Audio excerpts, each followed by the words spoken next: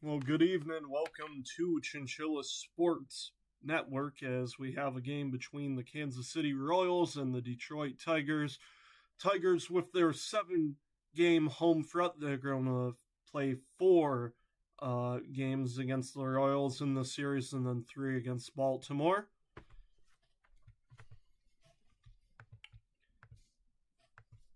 Should be a good one today. We both got for the starters, we have two pitchers that are at a sub-2 ERA. The first one, Randy Dobnak. To be honest, he's only pitched 14 innings, but still an impressive 3 games, only 7 strikeouts in those 14 innings, but only 3 earned runs surrendered. You just got to be cautious with the walks. He's got 8 walks in 14 innings played. Has started this season, hit in July, the second against the Tampa Bay Rays, and the 8th against the Mets, and then the 18th against the Padres. But other than that, has been really quiet. But then Troy Melton, this is a guy that you have to watch out for when you get the next season too, because he can definitely be an AL Cy Young candidate. 1.8 ERA in 55 innings pitched. He's got 50 strikeouts. Whip of less than 1 at .87. This is going to be a nice matchup today. As we get ready, first pitch will be about 6:40 estimated Eastern Standard Time. I believe the Royals are Central Time, so I'll put that as well. But I believe I do have the current lineup up, as you can take a look at that. I will repeat it before we start this production. I don't know why I'm saying start this production like we haven't already, but yeah, kind of happy. I know it's been just a little bit before the last stream I done.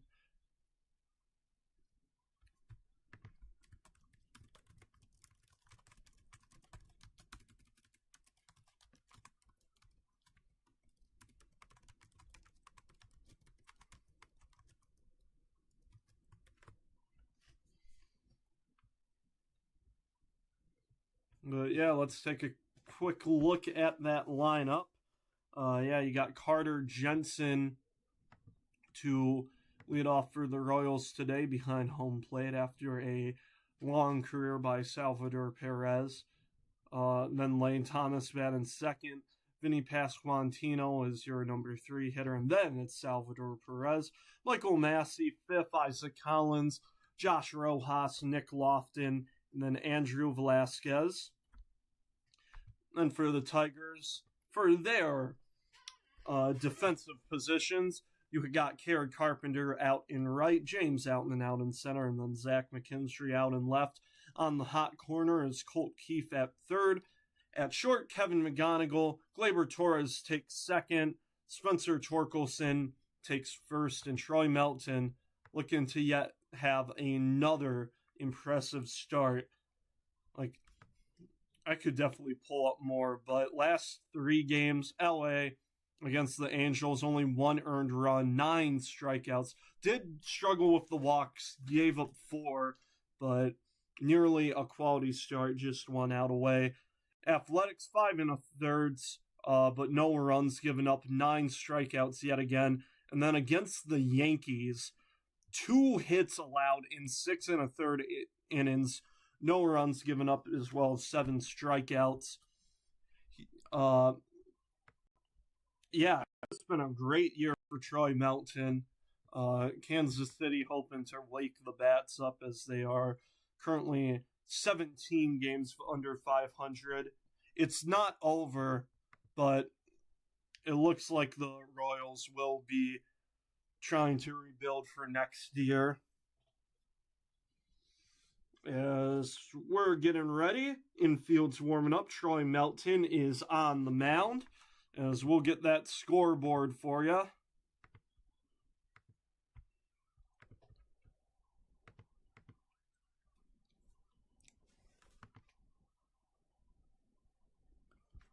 as Carter Jensen to lead off in his sophomore season with the Royals. And he's been doing pretty good, you gotta say. I wouldn't say pretty good, but yeah, still a nice solid year. Hitting above league average, which as a catcher, that's always a great thing, as most catchers not usually below league average hitter. And then, yep, just Lane Thomas to follow, as well as Vinny Pasquantino.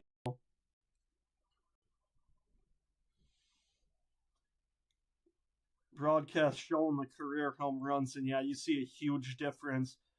Only one player over 100 home runs, 100 career home runs on this Royals team, and it's Salvador Perez, 317 homers for him. As we get underway, first pitch is going to be a fastball way outside for ball one, and we're underway here in Comerica Park.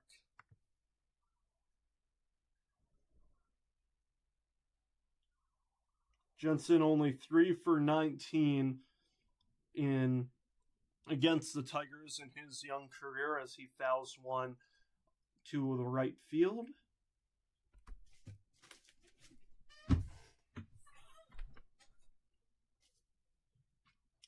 The 1-1 Melton delivers. Outside ball 2.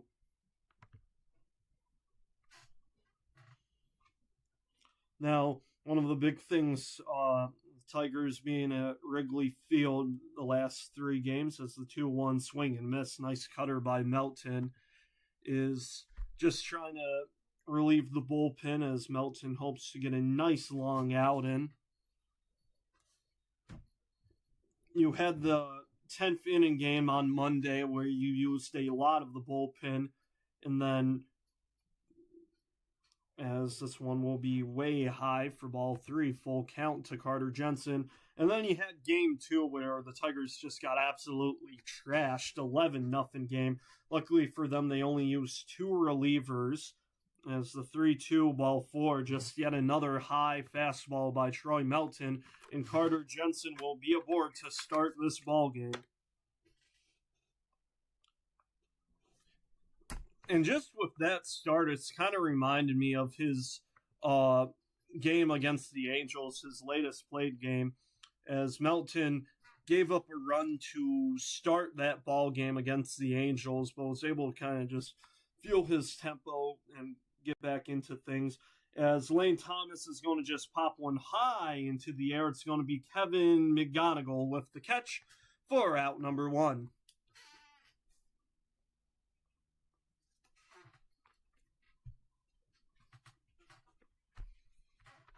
So Vinny Pasquantino comes to the plate, Pasquatch, in his year 5 season. And for being a number 3 hitter, you really hope that he'd be able to get the bat back on fire as he takes strike 1. OPS plus of 89.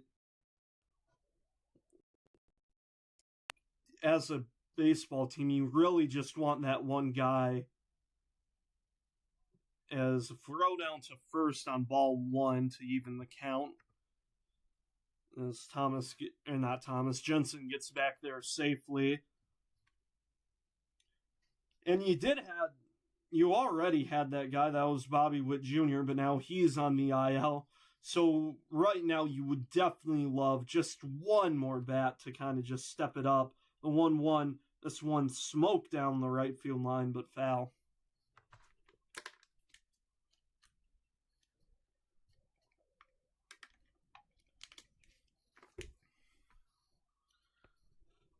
Pasquantino also not the greatest, not the biggest sample, but 5 for 23 against the Tigers in his career.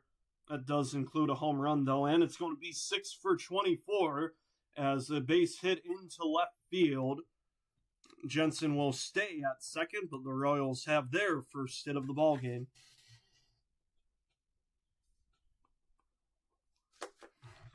So that brings up Salvador Perez with a big opportunity here, just the cornerstone in this Kansas City Royals lineup, just his long tenure with them. 5 Gold Gloves, 9-time All-Star, takes strike one in that World Series MVP.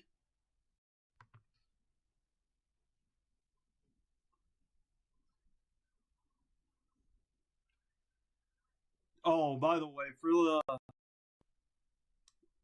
they weren't showing career stats; they were showing season stats. So Perez against the Tigers, 5 for 23 this year as he went off.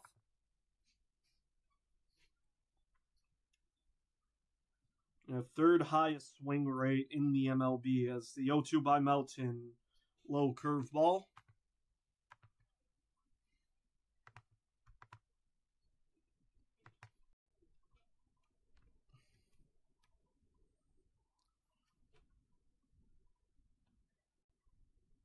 The 1-2, way outside.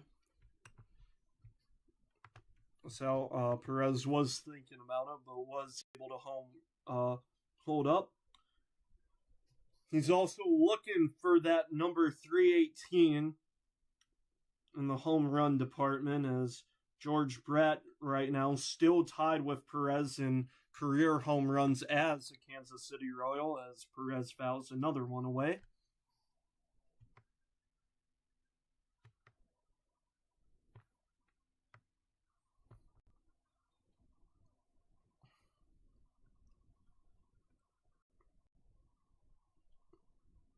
Two will be fouled away. And it's also kind of shocking.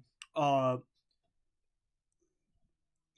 back 5 years of the 2021 season, Perez led the AL in homers at 48.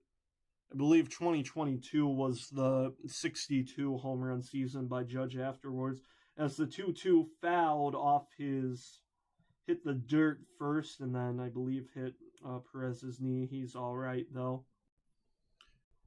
And 121 RBIs. That led the majors that year. 7th in MVP voted, too.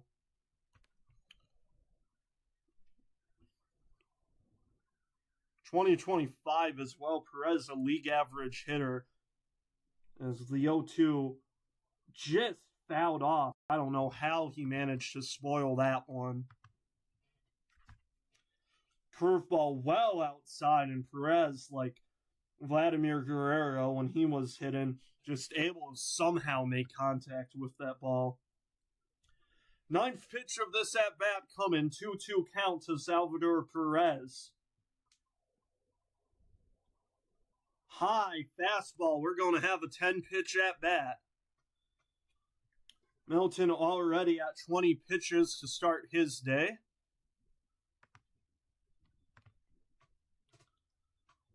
As the 3-2 to Perez. Ball 4. So a little bit of alarms to Troy Melton right now, as he's given up 2 walks and a base hit to start his game out on the mound, and that will bring up Michael Massey to try and do some early damage, which against the Tigers, this is something you really want to do. Massey, like Pasquantino in his 5th major league season, doing pretty well, 7 just above league average as a hitter. It's that nice solid, not the biggest slugger, but straight lineup. Now a huge RBI opportunity coming away, as Melton's just got to pray for a strikeout or a ground ball here. Lefty versus right, first pitch to Massey will be beautifully placed in there for strike 1.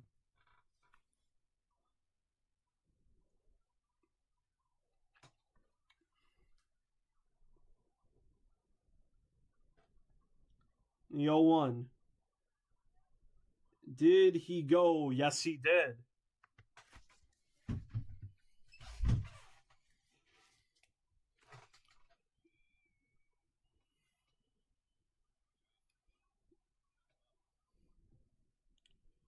Oh, 2 to Massey. Popped up. Does Dingler have a play? No, he does not.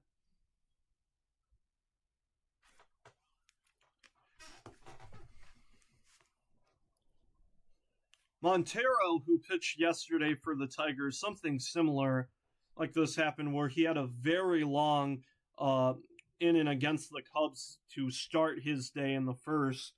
I think got to 30 pitches, but he was able to just hold on, get a solid, I believe, 5 1/3 innings. A swing and a miss on the splitter in the dirt. A beautiful pitch from Troy Melton for out number 2. So Massey is retired on the K, and that will bring up Isaac Collins to try and get a must-needed kickstart for this Royals team.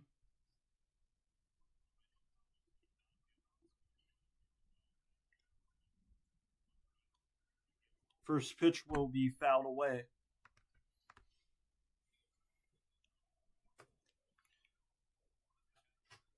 Yeah, Montero in yesterday's game, first inning gave up a run, but was just completely dominant afterwards. He gave up 2 hits, but both of them were huge bloopers, as the 0-1 and Collins did go on that swing 0-2.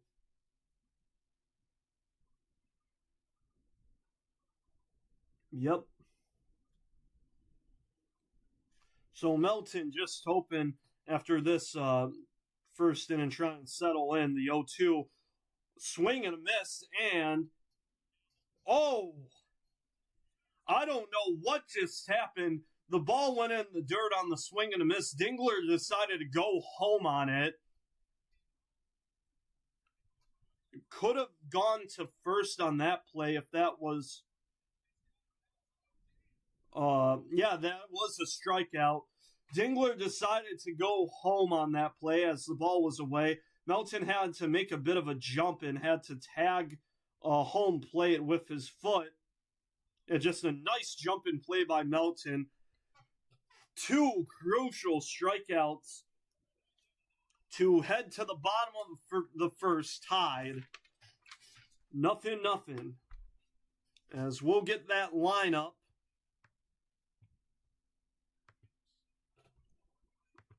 For the Tigers today.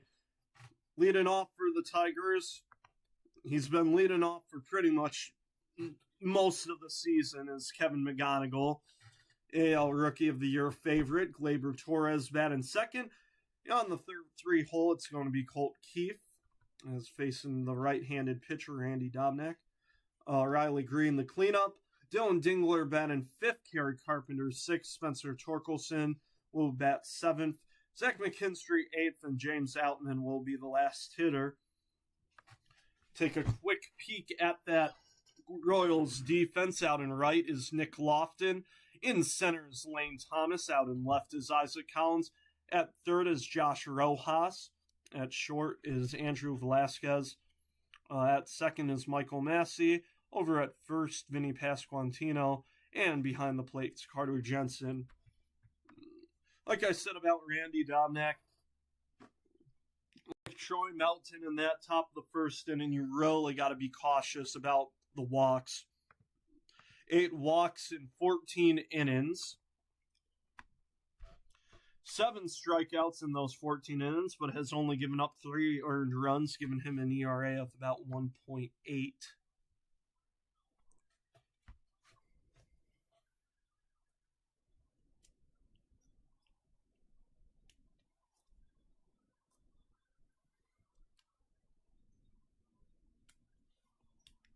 So we'll see if the Tigers try to just remain disciplined, try to get those walks. I mean, you got McGonigal, who has way more, he has more walks than strikeouts so far this season.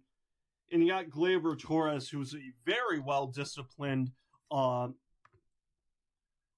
hitter, as McGonigal will take ball one.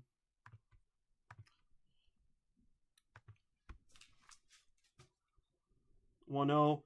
Oh, McGonigal will go swinging and speared right to first base by Pasquantino as he steps on the bag for out number one.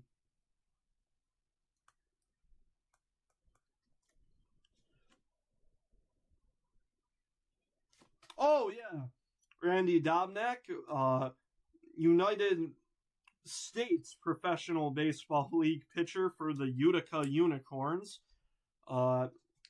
At UWM Field now, which used to be Jimmy John's Field, but Gleyber Torres is going to just rope one into right field for a base hit.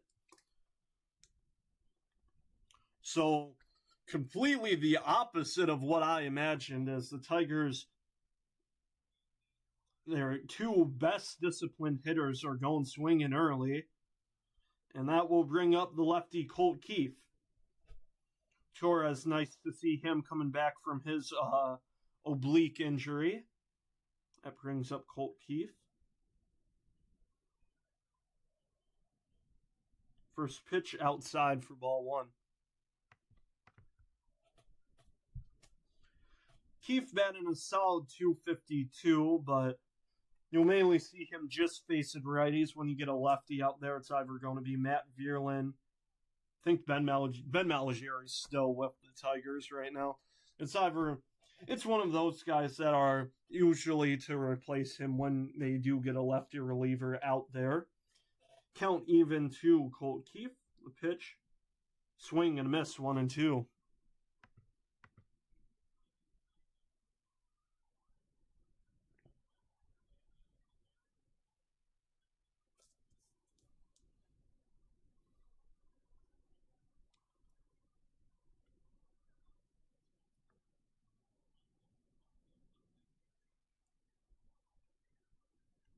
The 1-2. Way outside on the slider, count even. I do kind of remember, I think it was just in June last month, where Colt Keefe got that 3 home run game against the Houston Astros at Minute Maid. The 2-2. Fouled off someone. I think it may have ricocheted off the umpire there. So Keefe now at an even, or Keefe still at an even count with Torres on first. Torres really unlikely to steal the 2-2 pitch. That one on the ground to first, and the Royals are going to not get the double play. It was to Pasquantino. He slinged it to Velasquez, but Velasquez unable to pitch it to Dobnak in time. So it'll be a fielder's choice for Colt Keefe. Torres is retired. Runner still on first, but now with 2 outs, as that brings up the cleanup hitter, Riley Green. Green with his 3rd All-Star this year, or All-Star appearance this year. A really good hitter, being much more disciplined at the plate than last year, as he takes one outside for ball one.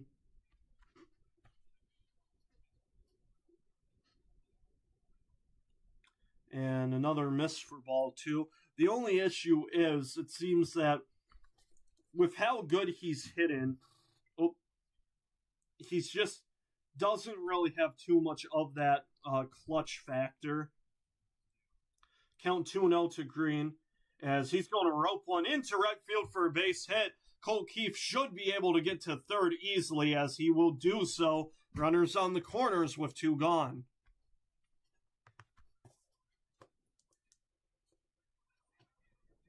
Green able to keep the bottom of the first alive and give Dylan Dingler a chance.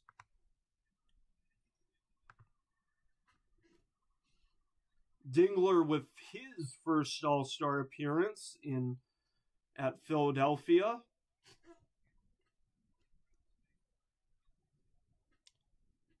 In a very close race to him and Shea Langoliers.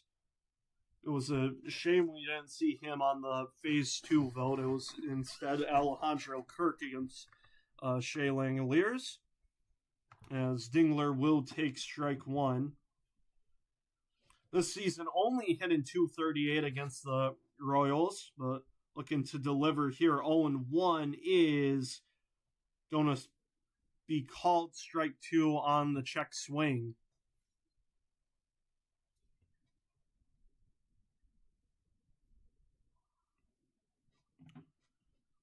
The 0-2 for Dingler. On the ground to shortstop to Velasquez, who was able to just toss it to Massey at second for out number 3. Tigers with a pair of hits, but do not score. As that will bring up 7, 8, and 9 for the Royals, as they hope to have, as Troy Melton hopes to have a much easier inning. We'll take a look at the rest of the scores in the MLB right now.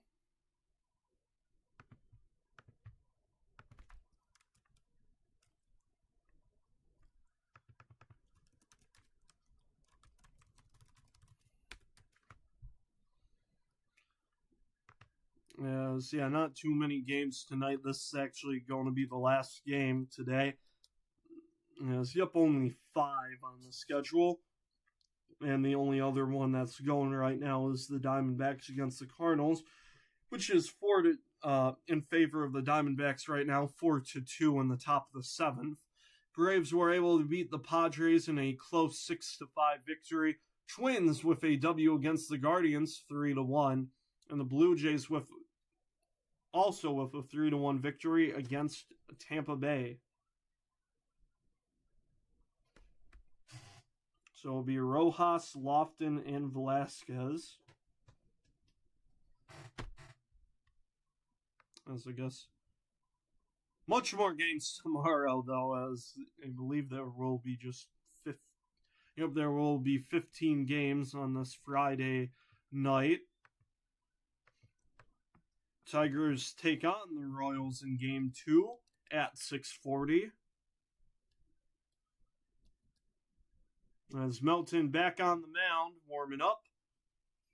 Long first inning. Pair of walks given up as well as a single.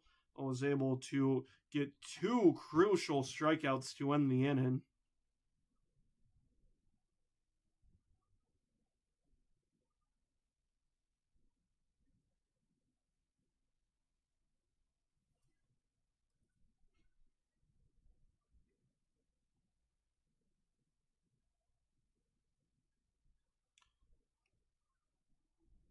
Melton kicking some dirt off the mound as Josh Rojas comes to the plate. First pitch will be in there for strike one.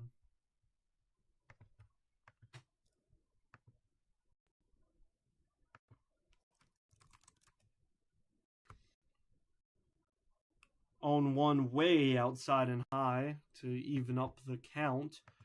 Rojas started his career in 2019. Has been already on 5 MLB teams, as the 1-1 is going to be roped down the right field, and that's going to be extra bases. Rojas into second. It took a while for Cart to get that, but he will stay there as that one gets away, as McGonigal's going to have to run near into the left field, into the outfield and left just to corral. I can't even speak right now. Corral that ball back in.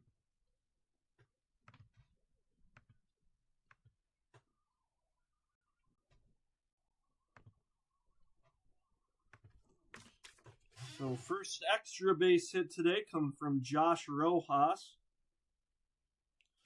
as Lofton will step in and foul one off for strike one.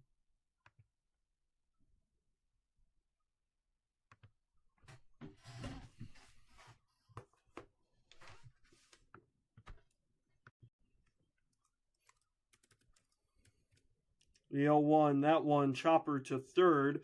Much needed ground out. as that will keep Rojas at second, 1 away.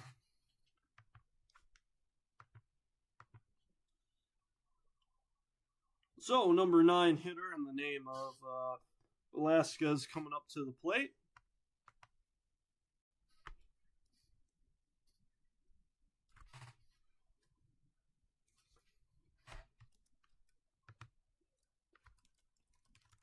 First pitch to Velasquez in there for strike 1.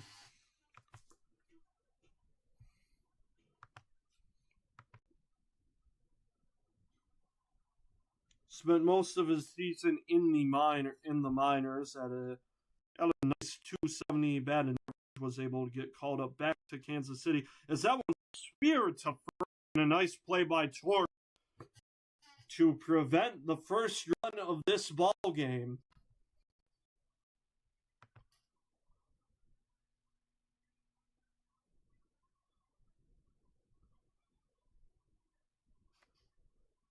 Nice reaction by Torque as we go back to the top of the order for Carter Jensen, who walked on his first plate appearance to get this game started. First pitch in there, ball 1.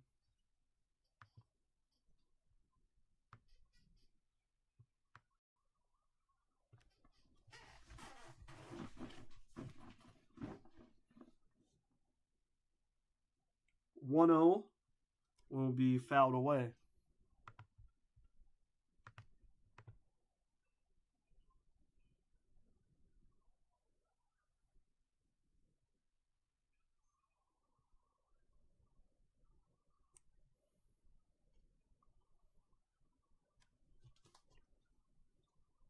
Melton settles. The 1-1 will be outside for ball 2.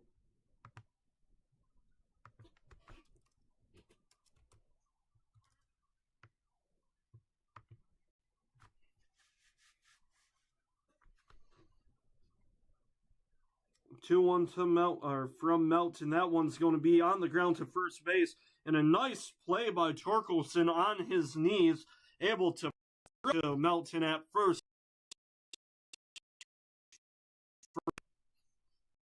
So already 2 high leverage situations from Troy Melton after the bases loaded jam in the leadoff double, but he's able to get out of both of them as we head to the bottom of the second right after this.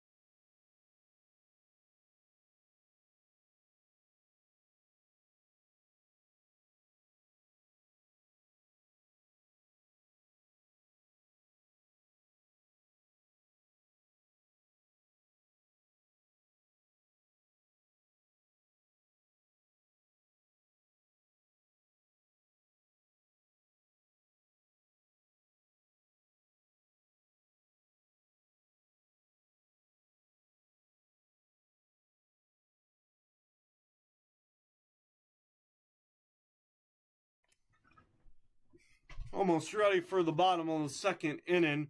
Tigers were able to get a pair of hits coming from Gleyber Torres and Riley Green, but a pair of fielder's choices and a ground up from Kevin McGonigal was unable to get them to score in that inning. It will be Carpenter, Torkelson, then McKinstry to get their first chances to face Randy Dobnak.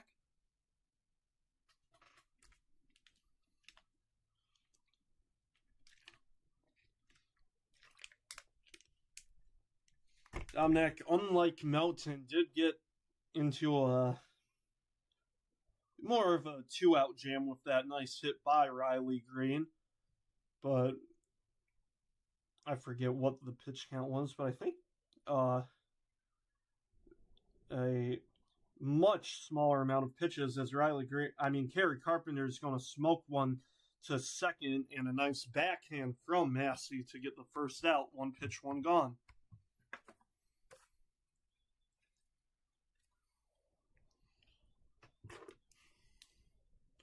Carpenter coming into this game after breaking his hitless streak last night. As I think he went 0 for 27 before getting his first hit. Spencer Torkelson steps in and takes strike 1. I believe 3 home runs in that Chicago series. The 0-1 will be... called strike 2. Should have challenged that one. Seemed to be at least an inch outside. Torque now down 0-2. The pitch and a sweeper he's just going to take a hack at. Not the type of at-bats you want to be seeing from this Tigers team, especially against a guy like Dobnak, where you could really be using his high walk rate against him. Lefty on righty now as Z-Mac is going to face Dobnak, trying to just get back over that Mendoza line after being an all-star last year.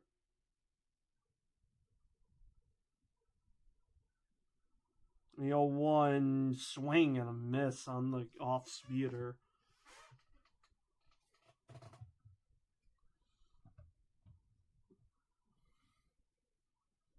Dobnak looking for just a lights-out inning.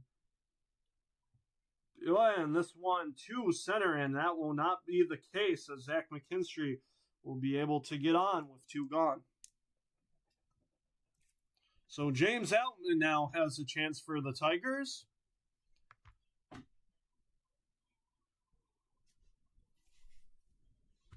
Obviously just trying to find his rhythm, the former Dodger, who I think, he was on that 2024 championship team. I don't think the 2025 one. Oh, he was on that 2024 World Series team, as he will take ball 1 inside.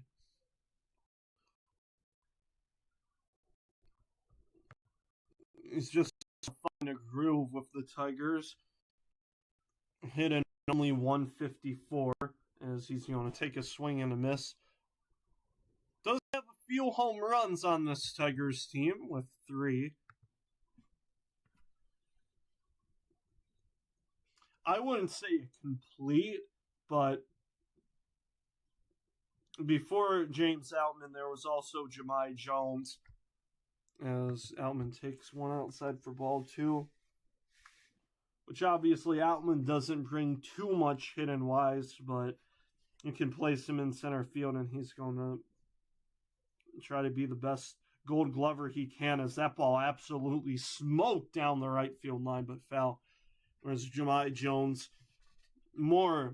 just exclusively pretty much a DH. I know they tried to place him at second, but that just didn't work. Even count to Outman, but we will get a pickoff attempt, and Zach McKinstry's out. Oh my goodness. McKinstry tagged out at first base, so we will have to see Outman in the bottom of the 3rd inning. A great play by Dobnak to catch McKinstry napping at first. And we head to the top of the 3rd.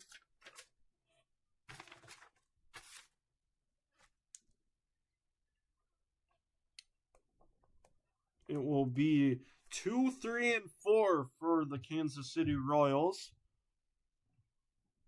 Thomas and Pasquantino hoping to get yet another good start against Troy Melton. Well, Thomas did pop out, but Pasquantino, a nice single in that top of the 1st inning. It was just Michael Massey and Collins with the bases loaded. Both of them struck out to keep this game scoreless.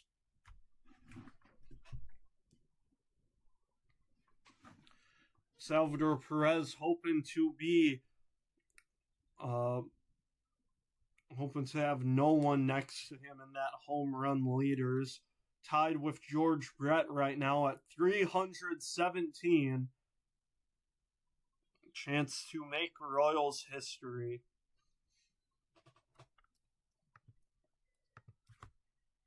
I don't know if people can hear that Minions head or not while I'm waiting for the stream to get back into the top of the third. Let's talk about Lane Thomas. Why not? 7-year player, and I believe was on that Guardians team. Oh yeah, was on the 2024 Guardians team that crushed my dreams as a Tigers fan. Also sits with the Cardinals and the Nationals before heading to Kansas City, and has been able to turn, not like fully turn around, but pretty decent. Had a WAR of -0.8 in his 2 years with the Guardians, but a nice .7 WAR with the Royals. So Melton gets set. Did have a bit of troubles in the first 2 innings. Had the bases loaded in that top of the first, and then that leadoff double against Josh Rojas in the top of the second, but was able to get out of both jams. As Lane Thomas gets set, popped out to Kevin McGonigal in his first at bat, as he takes one well low for ball 1.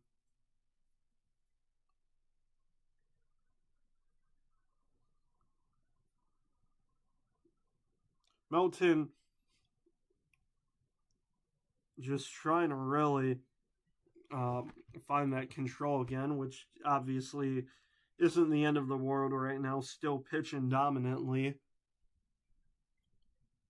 But like I said, had the 2 walks in the top of the first inning. 1-1 pitch. That one will be popped up high to first base for Spencer Torkelson to get that first out. So Thomas retired by popping out twice today. That will bring up Pasquantino, who had the first hit for the Royals.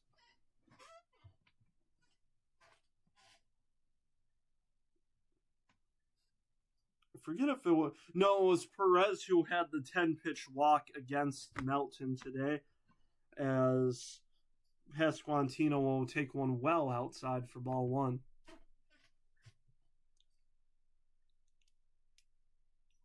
The 1-0. Cutter right down Broadway for strike 1 to even the count.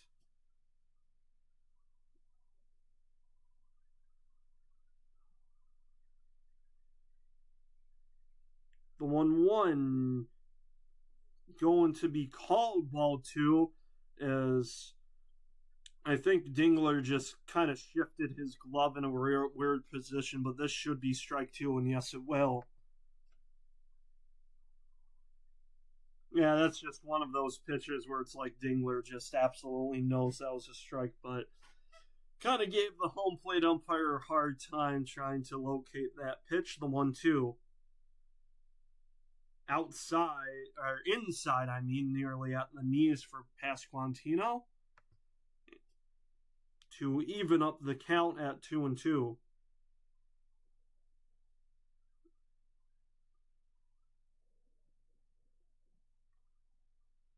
This one popped up high, and it's going to be to Colt Keefe after McKinstry covering just a bit behind him for out number 2. And a much better start to for an inning for Troy Melton compared to the last 2. We'll face Salvador Perez, who, like I said, had that 10-pitch walk in the top of the first, which loaded up the bases. As Perez will foul one away for strike 1. Melton can definitely get a hope for a nice quick inning here by retiring Perez as he fires in pitch number 49. And Perez is going to fire his bat at the ball, but unable to get a thing on the high fastball. Perez down in the count. Pitch number 50 on its way as the 0-2. Did he go? Yes, he did. A much needed 1-2-3 inning for Troy Melton as we head to the bottom of the third. Still scoreless. It will be 9-1-2 for the Tigers.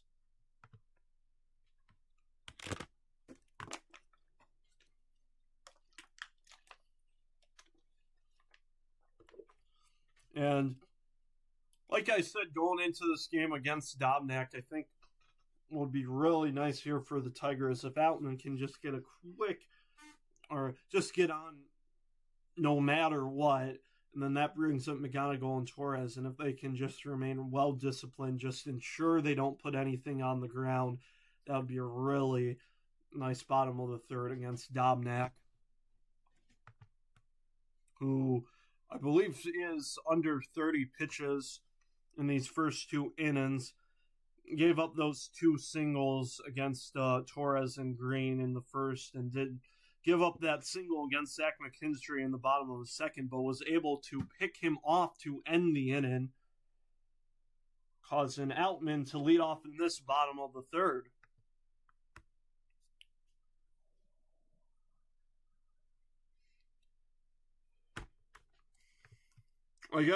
I guess with this weight, and I can just glaze Kevin McGonigal, I guess.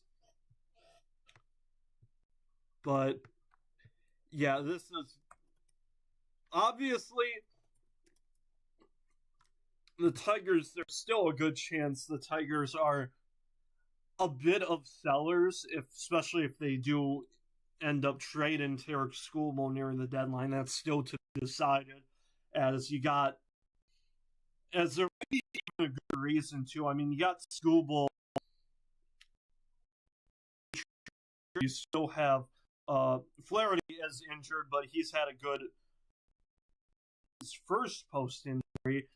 Valdez, who's not having the greatest, but does have still flashes of hope.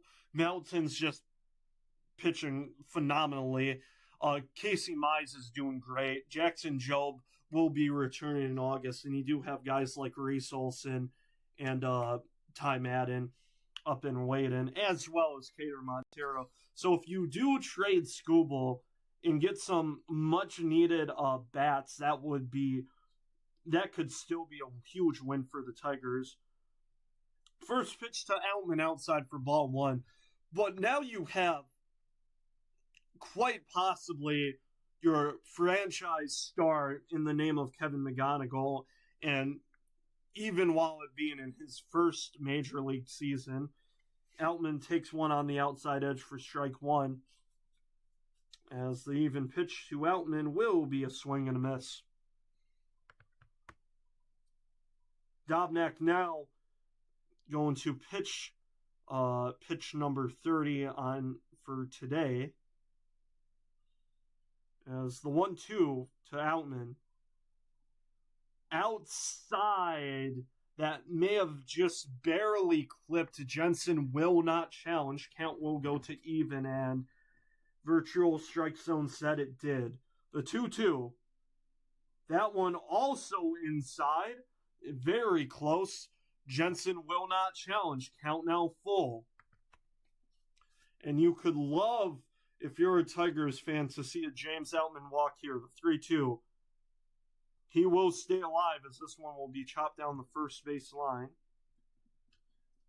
Even if Outman does not get on base here, you just love a nice battle against Dobnak, who had two great innings. The 3-2 called strike three on the swing. I would like to see a replay of that. Outman, the third base umpire said Outman went around. Obviously, you can't challenge check swings. They are not shown a replay. I don't know why. As Kevin McGonigal steps in and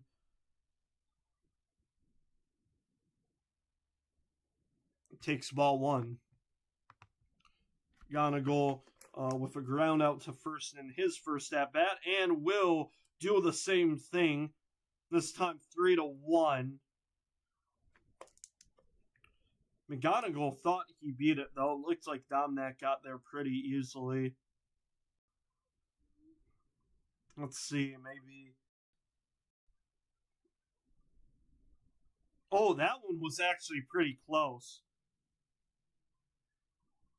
Nice hustle by. Oh my goodness, he may have been safe. If he was, that was an exemplary hustle by Kevin McGonigal. The question is, oh, nah, I don't think so. And they will not challenge. So, 2 outs for the Tigers. Looked like Domnack easily got there, but a great hustle by Kevin McGonigal will still be 2 gone, as it's a 1-1 count to Gleyber Torres, who singled in his first at-bat, the 1-1. Did he go? No, he did not.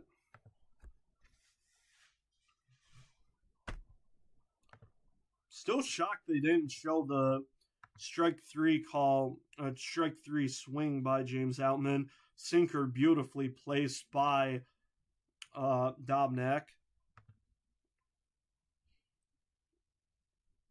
Tigers and Royals both with 2 challenges.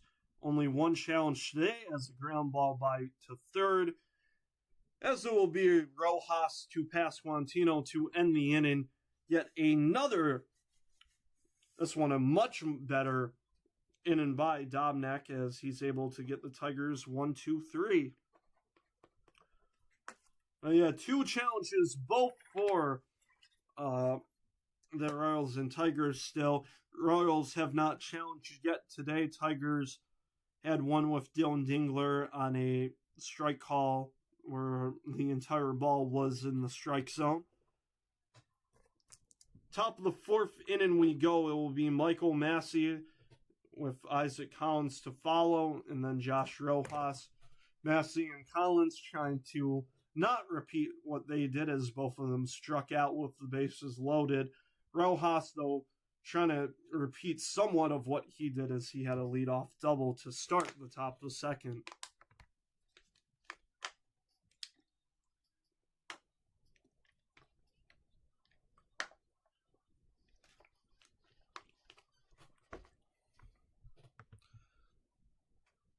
It would be good to check the Royals' schedule after this series.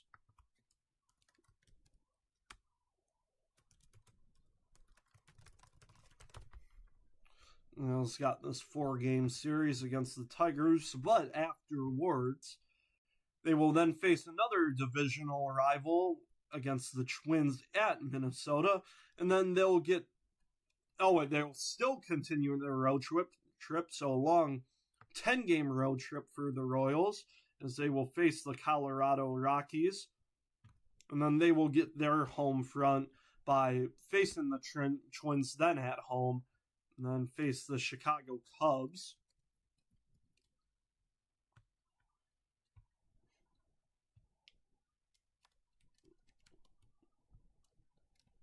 So the Royals with their 10-game road trip, and then that's when you get that trade deadline. I don't know if the Royals have any big trade ideas coming up. I don't think you would be trading Pasquantino or anyone else. I could be completely wrong. Michael Massey steps in to get this top of the 4th inning started, as first pitch will be in there for strike 1. Melton, a much-needed 1-2-3 inning, top of the 3rd, got 2 pop-outs against Lane Thomas and Pasquantino, and then a strikeout against Perez. 0-1 will be high.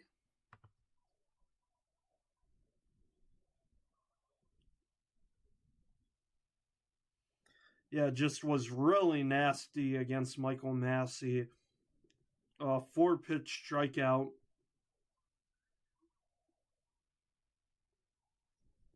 As it was strike, foul ball, swing and a miss on a splitter in the dirt in Massey's first at bat. He fouls one down the first baseline to make it 1-2. We'll call for time, but steps back into the batter's box as Melton gets set, delivers, and another swing and a miss. Melton with 4 strikeouts today, back to back. And Isaac Collins will step up, hoping to not get his second strikeout of the day.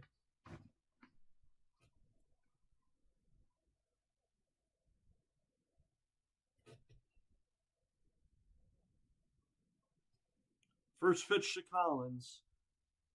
Curveball beautifully in there for strike 1.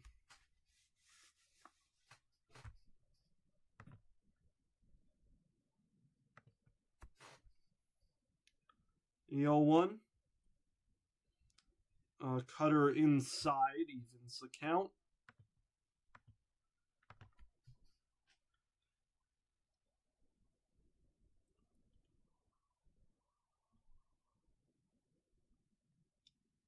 One just got the outer edge. Collins will challenge. This one's going to be close. The 1-1 will just miss for ball 2. Just 0.8 inches outside the strike zone. Looked much closer when the pitch was delivered. Dylan Dingler, just an extraordinary, isn't the most important nowadays, but just an extraordinary framer, as well as just great behind the plate against stolen bases. Just he's really great at everything, to be honest. The 2-2 will be inside for ball 3. Dingler with that 2025 Gold Glove last year. I don't know why I said last year. Last year was 2025. The 3-2 to Collins. Curveball high as Troy Melton with his 3rd walk given up today. Well, other 2 were in that top of the 1st inning, but still. Just with how the 1st inning went, you really don't want Melton to be having these long innings now, as he's at 60 pitches when he faces Josh Rojas the second time today, as Rojas will foul one back.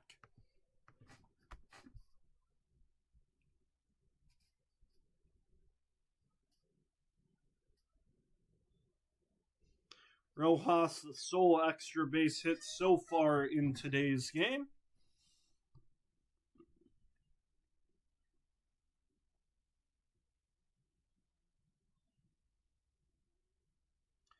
Melton back on the mound. I believe Rojas called for time. 0-1 coming right up. Never mind. We will see a pickoff attempt as Isaac Collins gets back in there safely. First disengagement of this at-bat.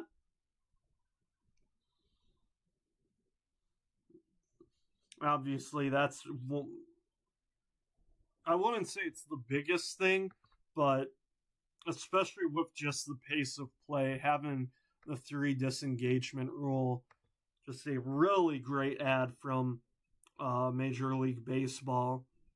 As I did commentate one college World Series game this year, as this one will be smoked to left field, but it will be Zach McKinstry on the run for out number 2.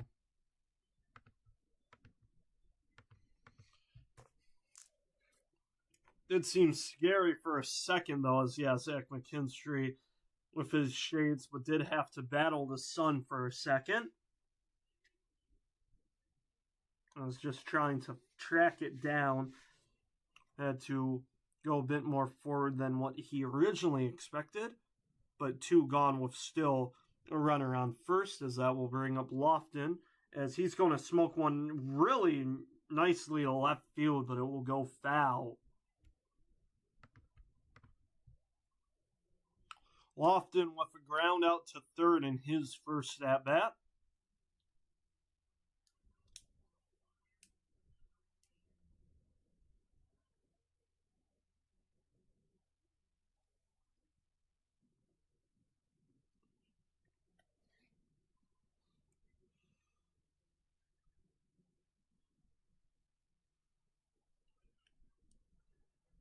The 0-1 to Lofton. Cutter nicely placed on the upper edge for strike 2.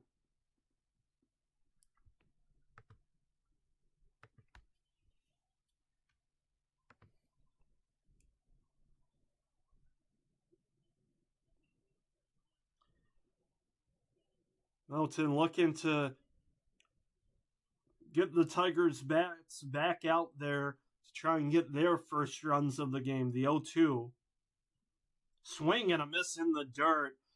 Melton, 3 walks given up today, but does have 5 strikeouts on the night as we go to the bottom of the 4th inning. Still nothing apiece. As hopefully the lefties of this Tigers organization hoping to get some slugging against Dobnak, who's only allowed 3 singles today. Green was able to threaten pretty nicely by roping one not near the right field line, but Colt Keefe, who was on first, had to just settle with being at third base on that single. But it will be Keefe, Green, and Dingler.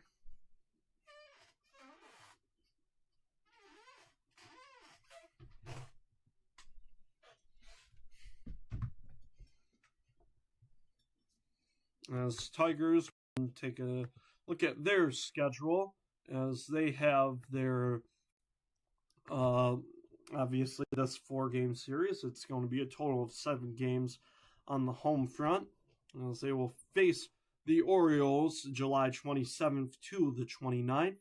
And then they go out all the way out west to face the Athletics in Sacramento. And that's when the trade line comes to an end. They're going to be out west for a while, actually. So hopefully some of you Tigers fans will be okay with a few 9:40 and 10:50. Oh my goodness, yeah, 9:40 and 10:15 start times. You face the Athletics though the 31st to the 2nd, and then that's when the trade deadline happens. I believe, yeah, it's the 3rd of August. Then you go up to Seattle for 3 games, and then you face the Giants for another 3 games. And then hopefully you do not get that jet lag, as you're going to have a crucial 3-game series against the Guardians and then the White Sox at home. The White Sox and the Guardians battling for that AL Central, but the Tigers keep staying hot this month of July. And they this month of June and July, and if they keep on bringing that into August, you can see them making a comeback in the AL Central. Colt Keefe will foul one away against Dobnak.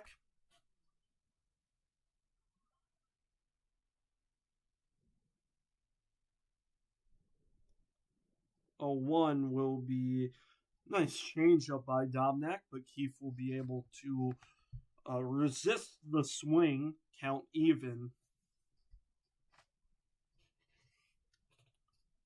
1-1 will go foul down the first base line.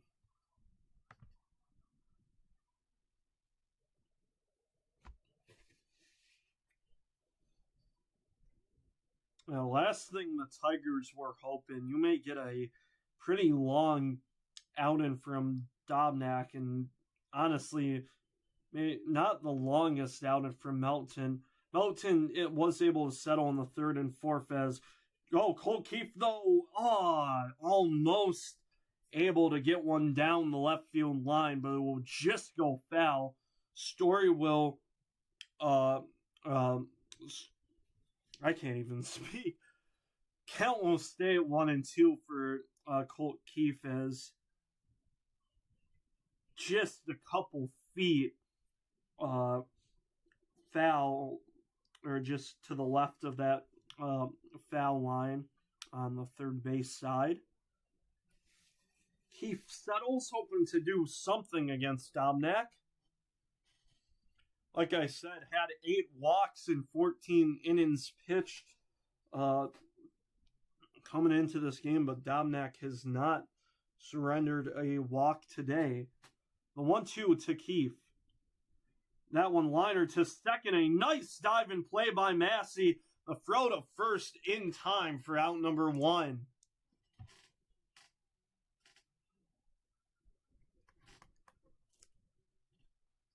Just a smoker right up the middle, but Massey, just a tremendous dive and stop. And then you got to give credit to Pasquantino at first, who, just essentially hit the splits, catching that thing. So 1 gone in the inning, and that brings up Riley Green, who takes ball 1 outside. Green with a single in that bottom of the first to send Colt Keefe to third. Dylan Dingler unable to get a base hit to put the Tigers on the board. Green now with a 2-0 count.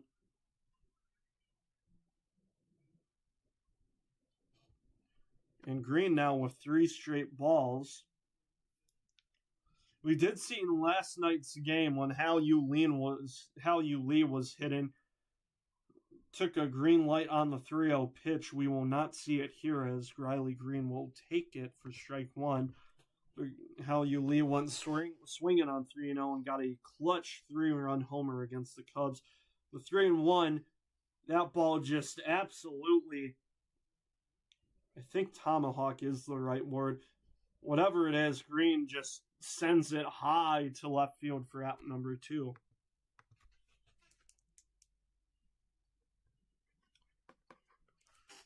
So 2 gone in this inning. Couple, I think Keefe's was 5 pitches. Yeah, a couple 5-pitch at-bats. As that brings up Dylan Dingler. Like I said, had that fielder's choice to end the bottom of the first, as the first pitch to him in at-bat number 2 will be well low and away for ball 1.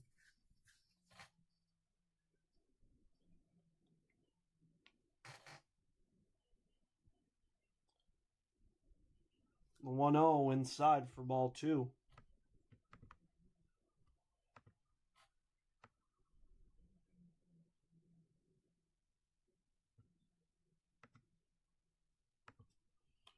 Will be inside for ball 3. So yet again, Domnack with 3 straight balls to face the Tigers batter. Let's see how this one goes. That one will be inside for ball 4. No challenge by Jensen. It's a 2-out, 4-pitch walk to Dylan Dingler. So Kerry Carpenter, lefty on right, with a chance here. All it takes is just 1 extra base hit to get on the board. Dingler, a catcher, but pretty decent wheels for a catcher. As first pitch to Carpenter. We'll catch that bottom edge for strike 1.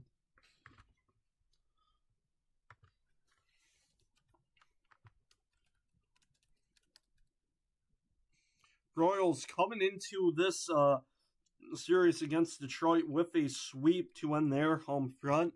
Carpenter will take one for strike 2, but probably the closest series sweep you could ever get, as each game they beat the Giants in their last 3 games as Carp fouls 1 away. All games they won by just 1 run of difference, as they won 4-3 in that first game, 3-2 in game number 2, and game number 3, 5-4.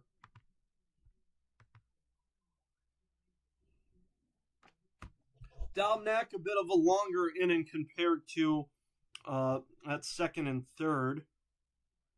Carpenter will call for time. Dylan Dingler on first. After that 4-pitch walk, the 0-2 fouled away, able to stay alive on the changeup. Now, the Royals actually, with 5 of their last 6 games being victories, that one loss, though, being really traumatic, as Padres went 19-2 against the Royals on July 19th. The 0-2 high, and I mean high, fastball for ball 1.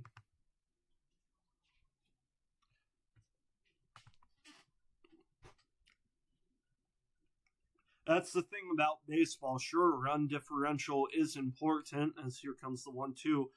And it will be a grounder to first, 3 unassisted for out number 3. I was going to say, though, as we head to this top of the 5th, run differential obviously can show how teams play, obviously, since it just shows how much runs you score based on how much runs you give up. But all it comes down to is how many wins you got, how many losses you have. And with the Tigers, who I believe even after giving up 11 in that game 2 against the Cubs, I think they still have a positive run differential. But right now, they're just trying to get that resurgence back, being 6 games under 500.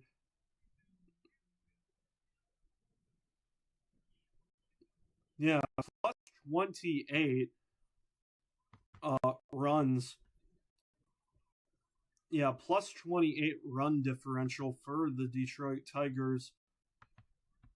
The White Sox are the only better run differential team in the AL Central with plus 44.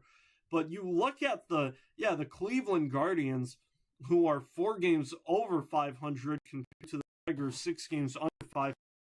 You're at -6 runs differential, and then the Minnesota 2 games over the Tigers in the AL Central at a run differential of -30.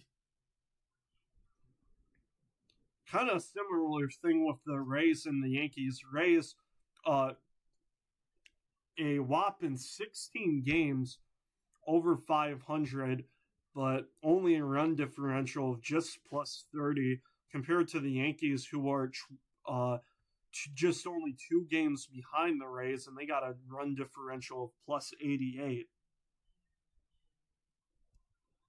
But we get set for this top of the 5th, Melton.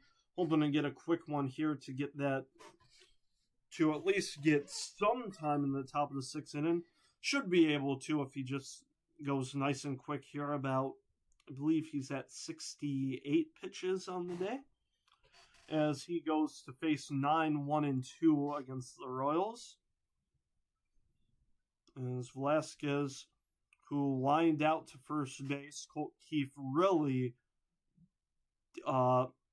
down, really shifted in to third base, as obviously shown there. Velasquez tries to lay one down, but unable to do such.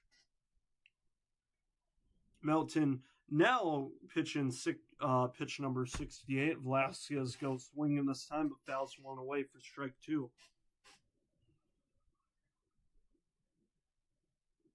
Yeah, Velasquez almost with a run for the Royals to start his day. Josh Rojas with his leadoff double in the top of the 2nd. When Velasquez came up, he lined one to nearly past first base, but Torkelson was able to haul it in, preventing Rojas from scoring. The 0-2 will be well in the dirt. Rojas, though, no swing.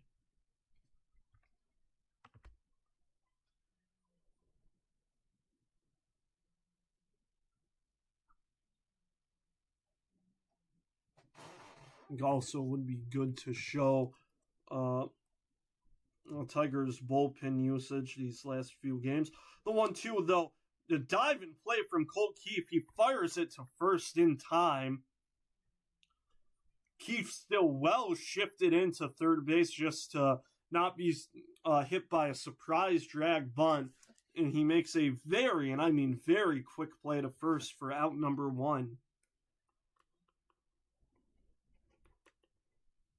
Yeah, Velasquez just absolutely storming down to first base, but Keefe able to deflect the ball off his glove, grab it, and just fire it to Torkelson.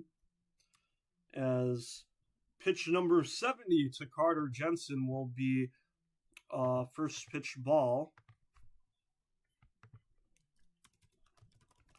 1-0 will be in there, though, for strike 1.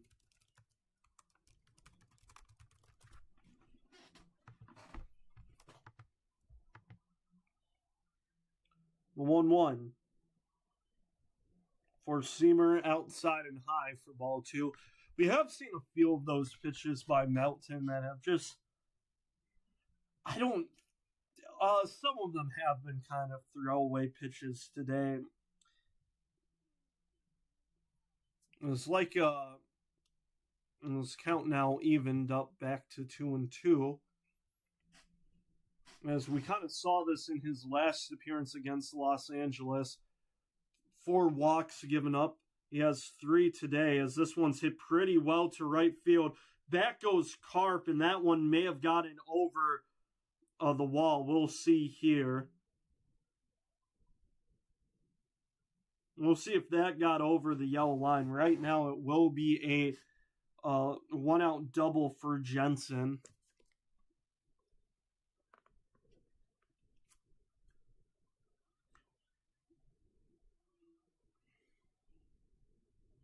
Oh no, just hit off the wall.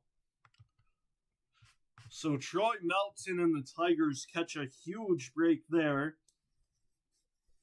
As right now the game will still be scoreless.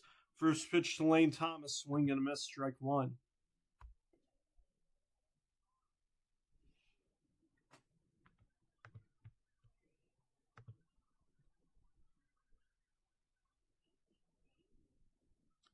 The 0-1 to Thomas. Popped up straight to Torres at second. Not really straight, had to actually go in the field, but able to easily haul it in for out number 2. So it'll be up to Vinny Pasquantino to finally get something on the board.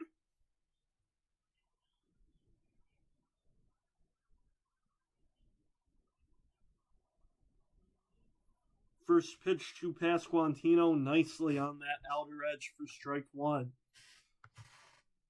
So, with the 1-out double given up and the other 2 batters coming in the top of the 5th, Melton is near an 80 pitches. So, very unlikely as Pasquantino fouls one away, unless if he gets just a very quick 1-2-3 inning in this top of the 6th inning. That you'll see him pitch in the top of the 7th. So we'll probably need 3 innings from Tigers relievers as the 0-2 to Pasquantino. Fastball high and away.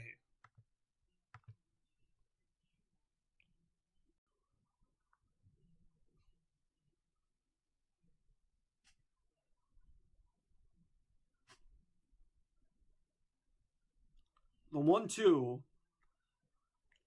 Did he go? No, he did not. As Pasquantino, I don't know what it took, but nearly fell to his knees on that pitch, just trying to hold up that bat, and he was just able to do so. Count even to Pasquantino. The 2-2 pitch. Low for ball 3.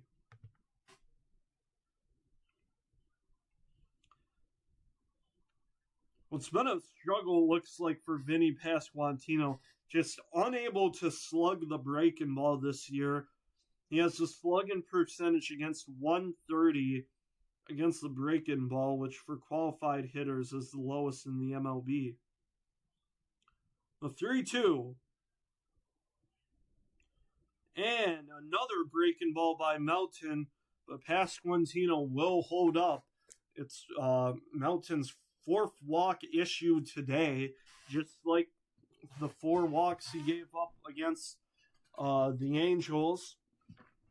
And that will give Salvador Perez a chance.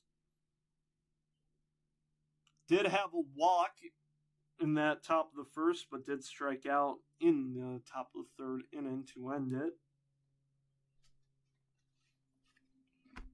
The big thing for the Tigers is you really want to hope Melton can get like 1 pitch, 1 out here against Salvador Perez. As you just look at the bullpen numbers, obviously you can't use Ty Madden who started the game, but had start and pitch numbers and to relieve for Framber Valdez at 75 pitches. Kenley Jansen, you can only really use him for the 9th. 47 pitches in his last 3 games. 19 yet last night and 28 on Monday. Kyle Finnegan also high in the pitch count in these last 3 games at 40. Drew Summers has been at 35, but only pitched. Oh, but first pitch, look what you asked for. Or look what I asked for, I guess, as it's a ground ball right to Colt Keefe. 2 first for out number 3. As Melton gets out of the jam, we'll probably see him now pitch just a little bit. Need Melton for 2 more strikeouts. Well,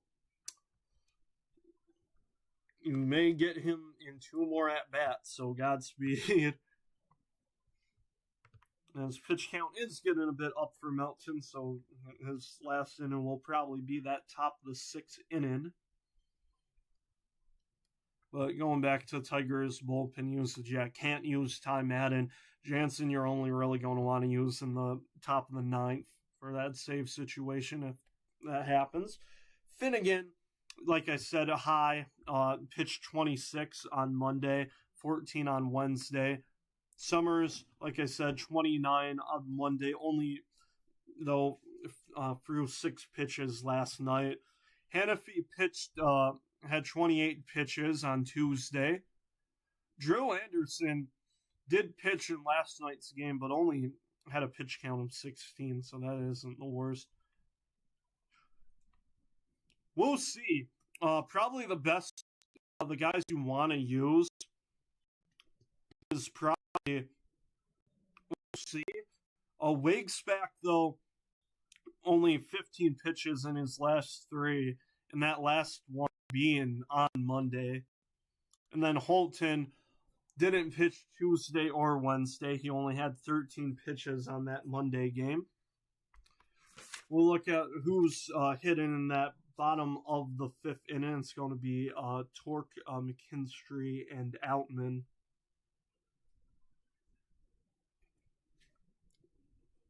We're hoping to really get something brewing for this top of the lineup.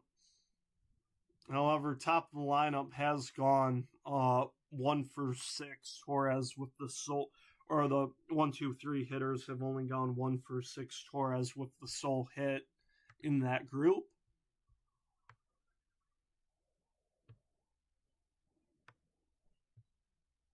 Oh, thank you. Oh, thank you for telling me that. Appreciate it. His first pitch to Torkelson will be on the outer edge for strike 1.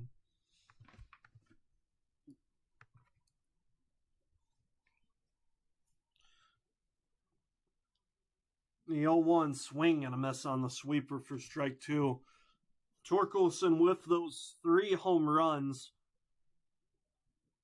With those 3 home runs at Wrigley.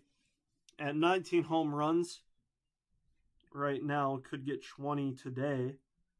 0-2 though, but it will not be in this at bat as the sinker beautifully catches the outer edge. So a 3-pitch strikeout as Torque is retired. Dobnak, really good chance for a quality start here, only at 63 pitches with 4 1/3 innings pitched. Zach McKinstry, another pitch on the outer edge for strike one.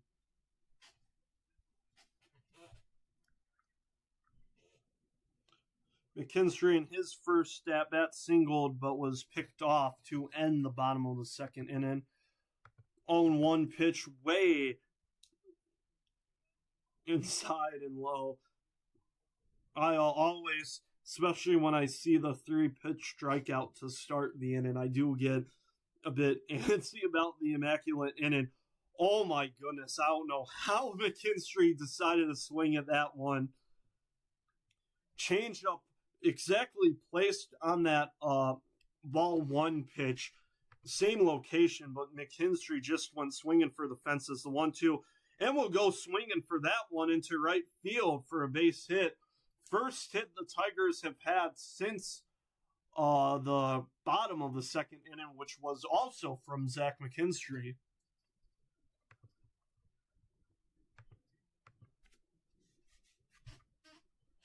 So a 1-out single that will bring up James Outman, who had a decent 3-2 battle in his first at-bat against Dobnak, but ultimately struck out.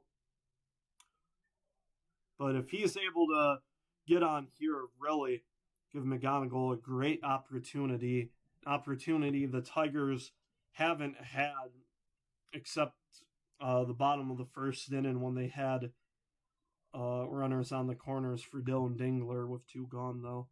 0-1 count to Outman. Swing and a miss on that changeup, strike 2.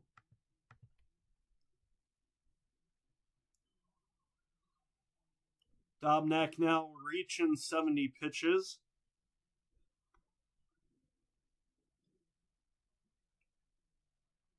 McKinstry with that did get picked off as Dobnak. I believe that was Dobnak stepping off. That could have been Outman. The 0-2 pitch. Oh, the last thing you needed. 3-6. Oh, but that one will go right. It will cling off the fences, so it's not out of play. As Pasquantino tried to field that, it's going to be a fielder's choice.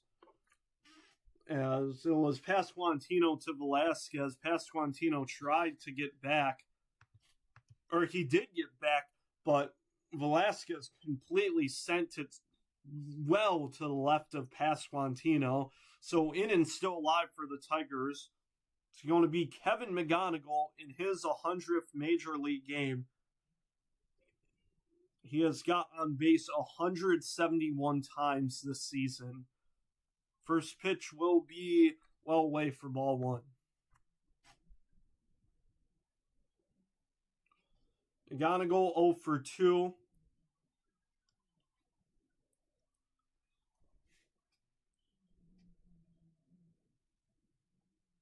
As he's able to take 2 balls. Did go early swinging for, I believe, both at-bats. I think that, first at-bat, first unassisted was in 2 pitches, and the second at-bat was just as quick. Showing more restraint here, the 2-0. And he will take one on the lower edge for strike 1.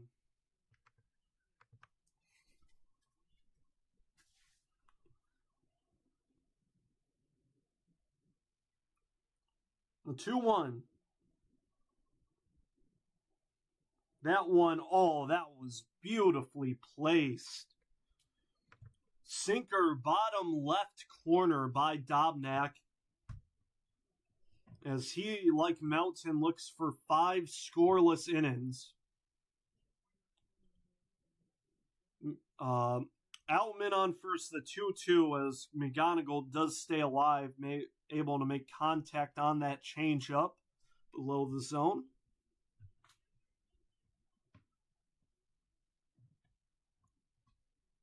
Torres on deck. He's got not a lot of Tigers players with, I'd say, tremendous batting averages. I mean, you got I don't know why I said Dingler. He has a nice batting average too. But you got guys like Carpenter or Torque who hover at that 200 batting average. But Torres, a great hitter. Runner going to second. Oh my God, he was speared. Jensen just on the dot. We're going to see if they want a challenge. Would be ball 3. We are getting a challenge. So ball 3 well below the zone. It looked like Outman was out by a mile. No pun intended. But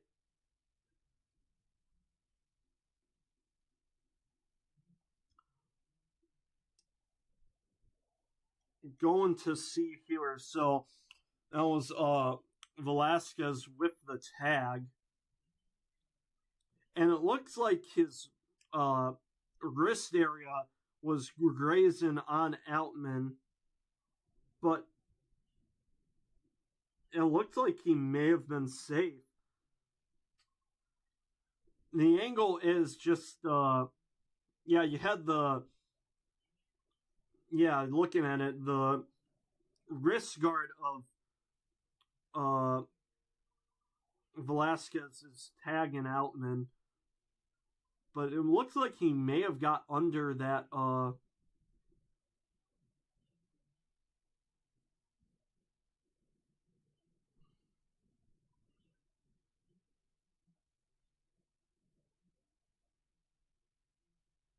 So New York may, even though there are no other games going on, this may take New York just a bit of a second.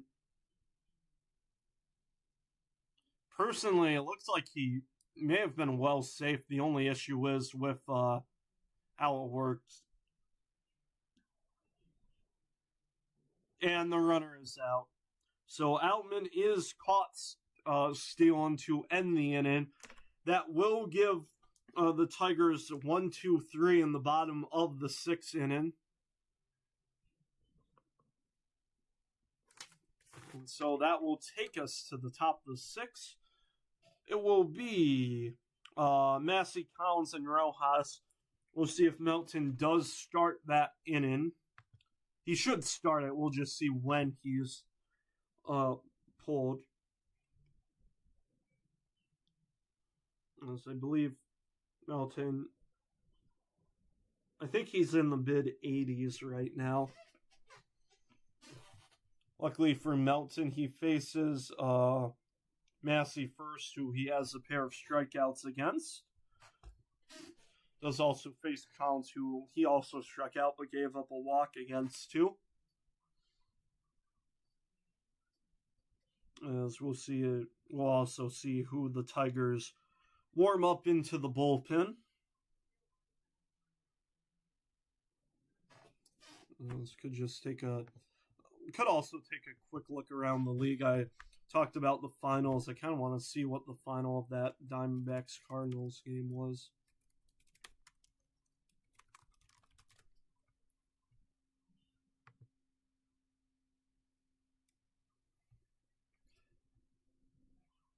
No way it's still live.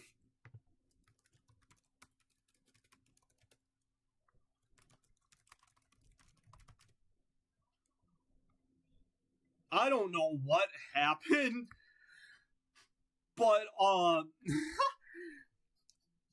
the Diamondbacks, it was a 4-2 game in the top of the 7th. Top of the 8th, Diamondbacks with 5 runs. They then scored another one in the top of the 9th to make it 10-2. And now the Cardinals have scored 4 in the bottom of the 9th inning to make it 10-6.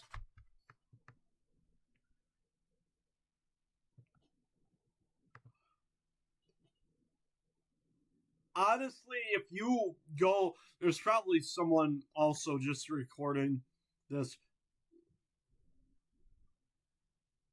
But let me just make sure if the game's over or not. And we will start this inning. Melton on pitch number 85 and will not get a third strikeout against Michael Massey as he's able to single one to right field. Tyler Holton will be the one warming up for the Tigers bullpen.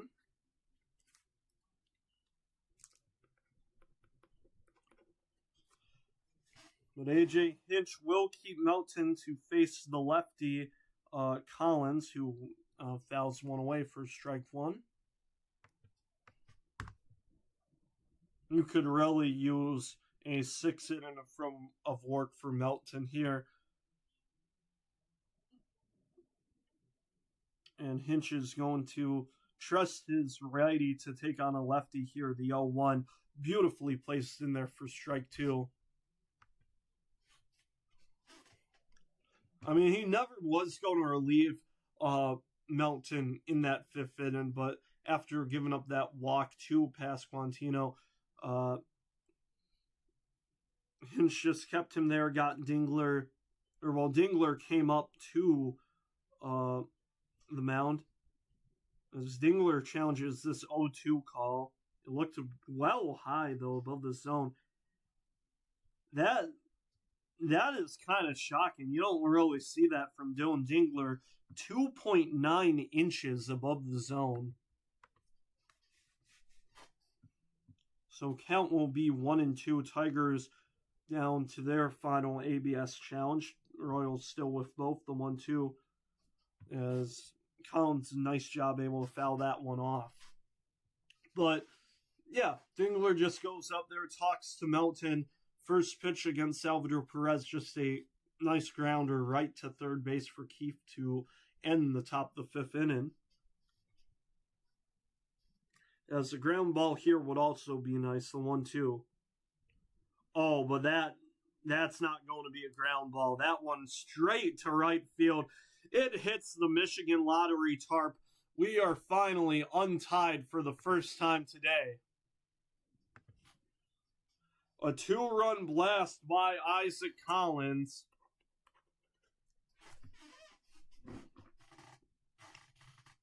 And that will bring up Josh Rojas and most likely end Troy Melton's day on the mound.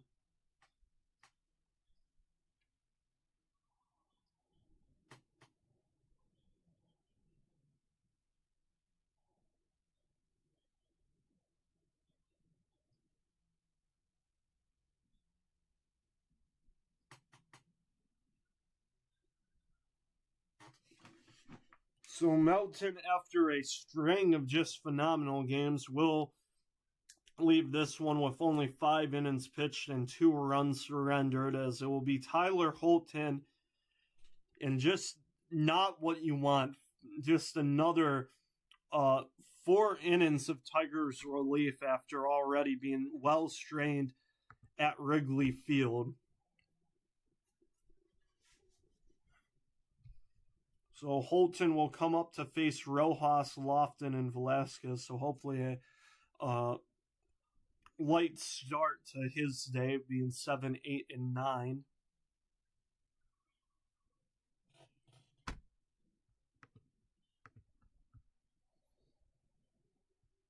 Well, we wait for Tyler Holton to warm up. Could just take a look at the MLB's stand-ins.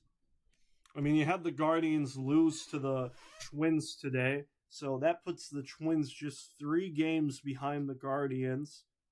The Twins have just pretty much been hovering around that spot this entire year, in that a few games behind the AL Central leader category. They're 4.5 games behind the Chicago White Sox.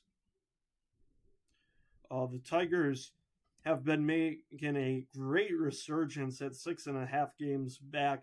You'd hate to see them lose in today's game against the Royals. The Royals, though, like I said, got that series sweep on a 3-game winning streak.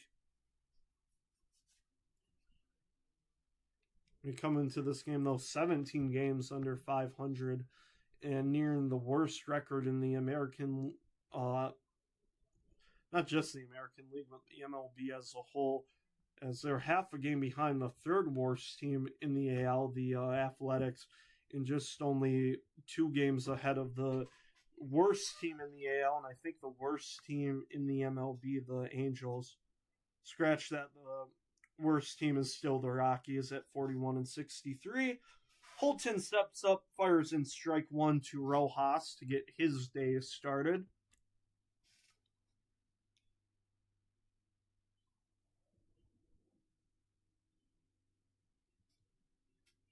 Rojas, a double and a line out today against Troy Melton. Let's see how he does against Holton. Not good on that second pitch as he takes a huge swing and a miss to make it 0-2.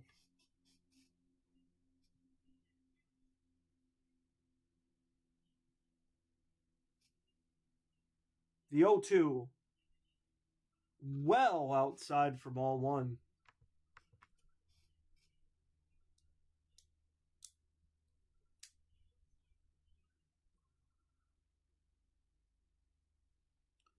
The 1-2. Well low. Count goes even to Rojas.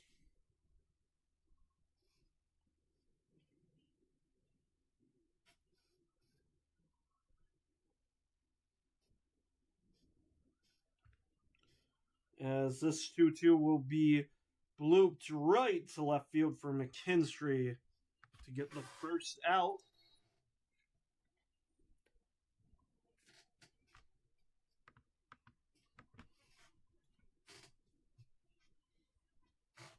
So, first out after Holton coming in to relieve Troy Melton. That brings up Lofton 0-2 with a ground out to third and a strikeout. He will get to face the lefty, though, as this one's going to be a bunt attempt. And it will well go foul. Second bunt attempt we're seeing today as Velasquez tried to lay one down in his second at bat, but to no avail.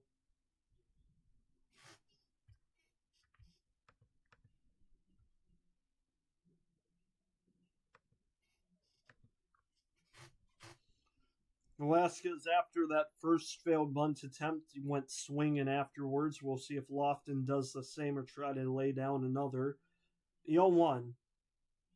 He will not swing, but not bunt either, as he'll take one outside to even the count.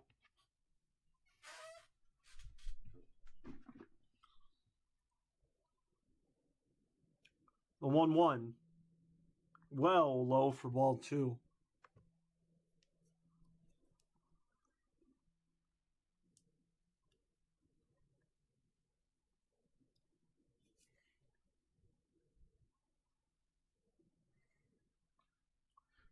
The 2-1. Liner, that one up the middle for a base hit.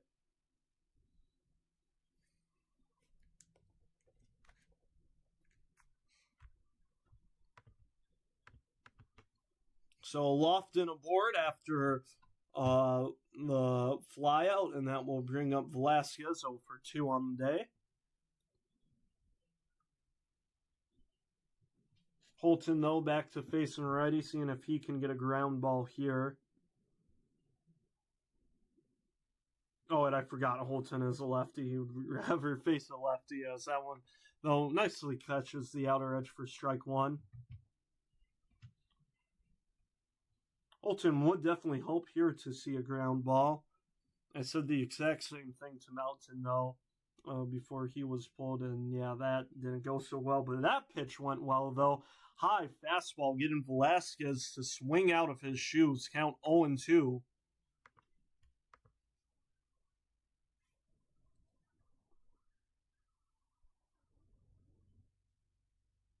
Here's the delivery. And this one, though, on the ground to third, but Keefe does just go to first instead. I don't know if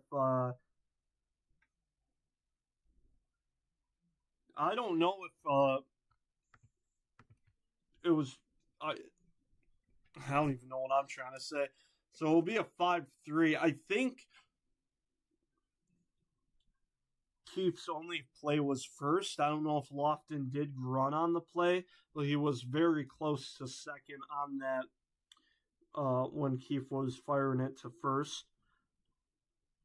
Nearly an error too, but Torque able to make a great play and tag Velasquez for out number 2. That will bring up Jensen. First pitch will be low for ball 1.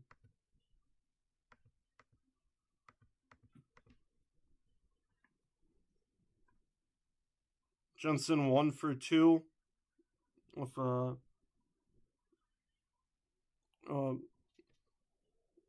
3 total plate appearance for him so far today. Walked in the top of the first, grounded out on the top of the second, and then got a double in that top of the 5th inning. Even count to Jensen, the pitch. Oh, and we will see a challenge from Dingler, as it looks like it beautifully caught that top right corner, and yes, it did.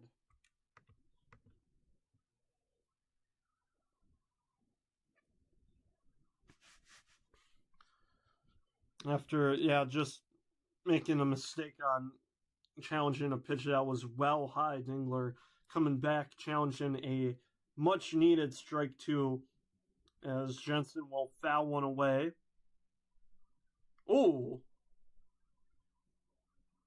As Holton will have to do the walk, or I guess the jog of shame, as he'll ask for a new ball.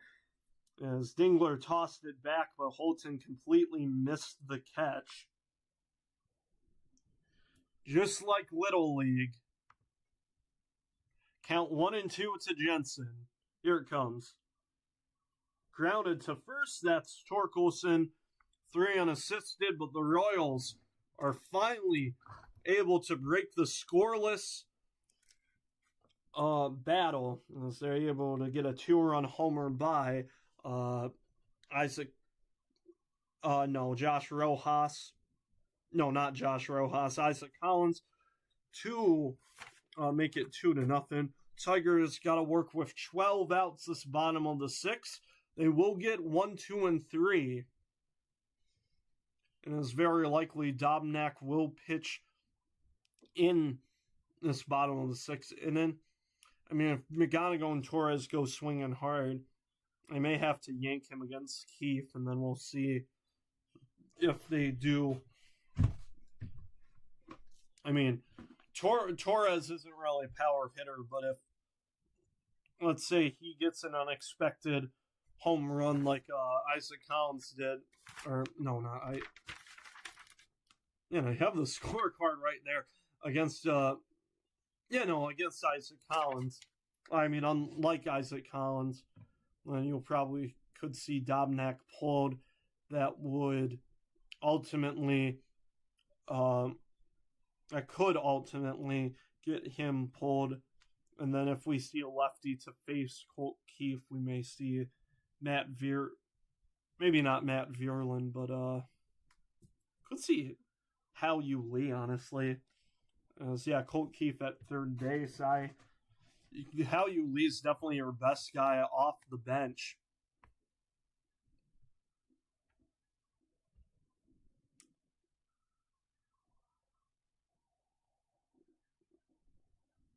Game going relatively averagely. Started at 8:20, or right now at 8:23 Eastern Time.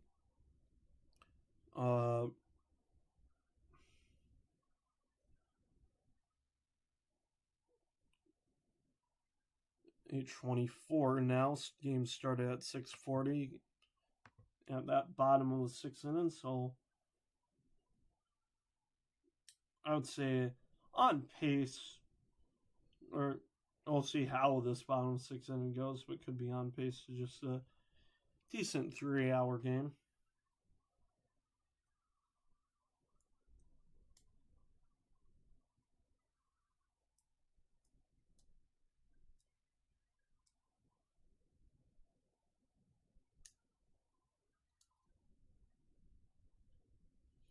As McGonigal is going to smack one into center field, but it's going to be easily playable for Lane Thomas. 1 pitch, 1 out. Didn't really want to see that. But actually, Dobnak's day is over. I thought Dobnak would stay out there, but it's going to be Matt Strahan, or it's going to be Matt Strom. And so, yeah, big at bat for Gleyber Torres to face a lefty. We'll see how he does. Went 1 for 2 against Dobnak. And what do you know? It will be Hao-Yu Lee to face Strom. First pitch to Torres will be away for ball 1.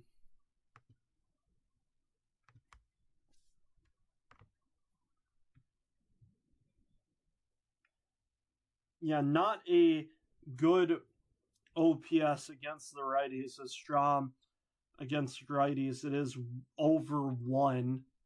That's a much better 600-ish OPS against lefties this season. The 1-1 to Torres.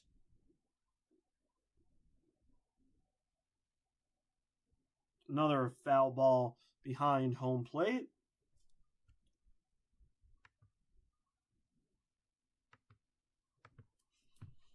Could definitely just have Torres get on base any means necessary to give Hao-Yu Lee a chance. Had that 3-run homer last night. 1-2 high. Count even.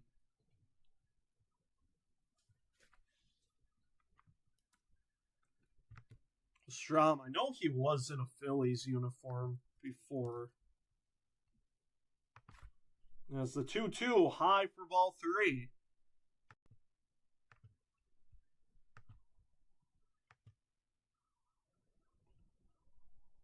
And Strom, the one-time All-Star. With that 2024 Phillies team as Torres steps off to breathe. Just trying to find any way to get on base after Randy's surprising performance. 3-2. Did he go? He did. Next swing went around. And so 2 gone for Matt Strom, who could definitely use a good outing.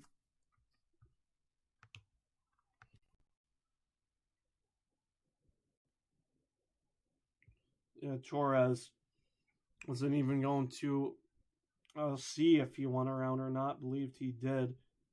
I was a bit frustrated.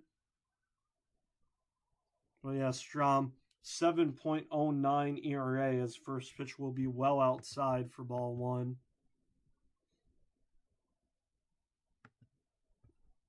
As I don't know if it's just new teams and all, but yeah, was with I had that All-Star year, like I said, in 2024. Is that one way high for ball 2? Jensen having to stand up to get that one. And then 25, not as good as 24, but yeah, still a nice 2.74 ERA. And just now in a Royals uniform has gone to a ERA over 7. That one swung on and missed for Lee. 2-1 count.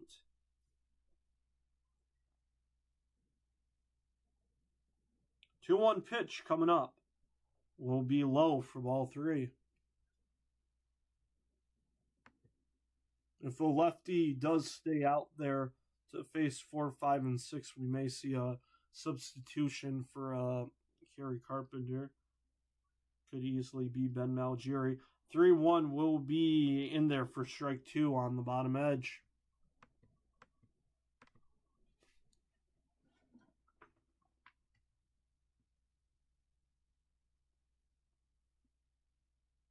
A 3-2. Well outside. No, absolutely no chance Lee was going to swing at that one.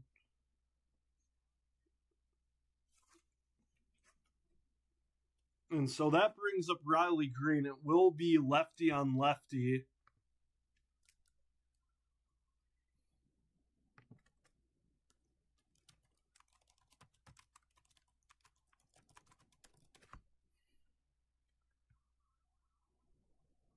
First pitch for Riley Green, just in there for strike 1 on the upper edge.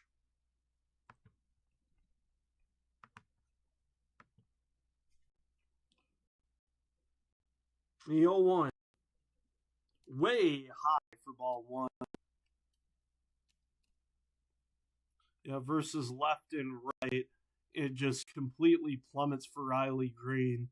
310 against righties, 230 against lefties. Count even, the 1-1. Fouled off 1 and 2. Green was able to deliver his part in that bottom of the first, able to single with Keefe on first, getting him to third. But Dingler grounded it right to shortstop to end the inning. The 1-2, this one hit pretty deep to center field, having to go to the warning track, but it will be hauled in by Lane Thomas to end the bottom of the sixth. Green almost able to give the Tigers something to cheer for, but instead, we go to the top of the seventh, 2-0. We'll see if Holton does stay out there or not. It will be Lane Thomas, past Quantino, and then Perez.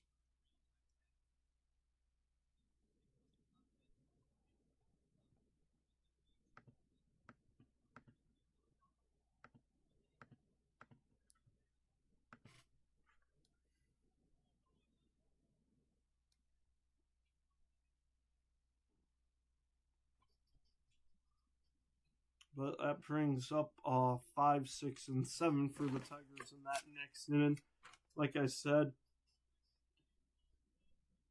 you could honestly... Well, no, you can't do that. I mean, if you keep Strom out there and he faces Dingler and gets him out, or just maybe gets him to get on base, and you keep him against Carp, as long Strom faces Carp, you'll probably get to see Ben Malgieri come into this game.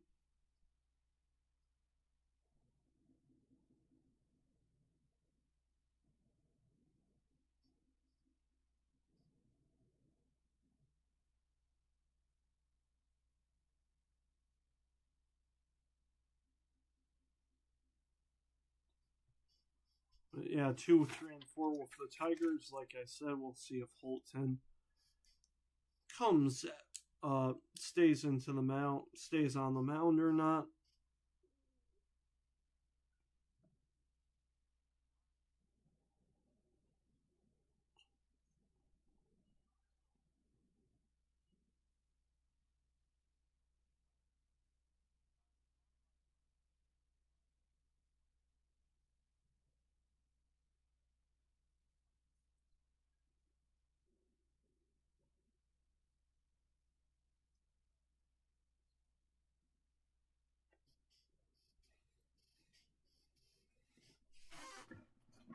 Jason Benetti just showing some Carhartt hats that they got, I guess.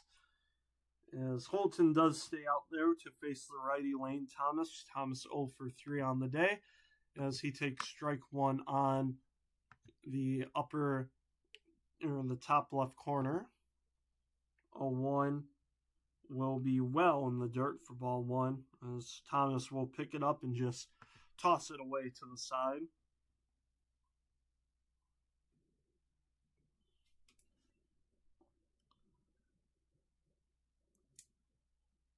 A 1-1.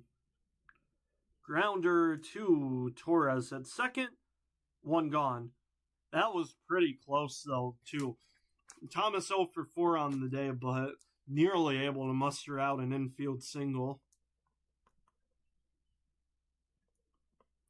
Lee should be in Keefe for at third base. That was the only defensive change. As Pasquantino steps in 1 for 2. Single pop out and a walk for him on today.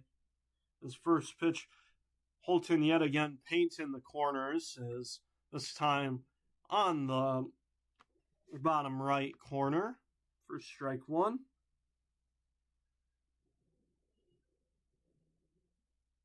0-1 may have got the outer edge, but called a ball. Dingler will not challenge.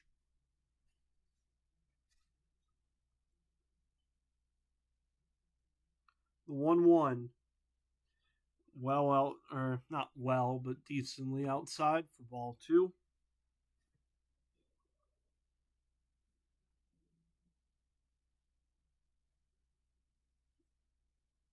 The 2-1.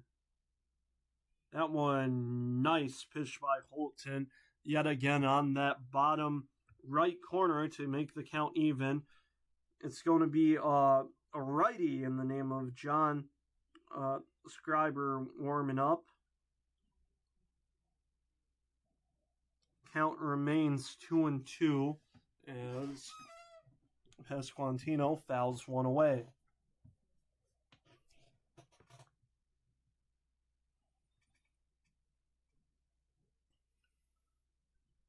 Two again. Pasquantino hits one right to center field. That's James Outman. 2 gone.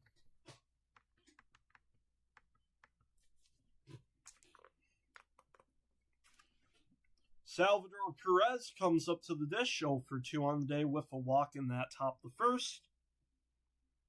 Probable starters for the Tigers tomorrow, most definitely Tarek Skubal at 6.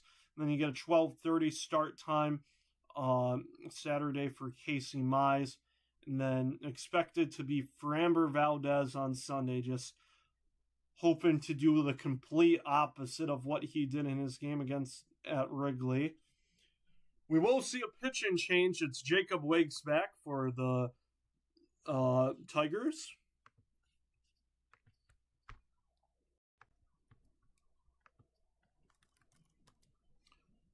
Wiggs back, a bit of a, I'd say him and Drew Anderson, just kind of like the veterans of this bullpen.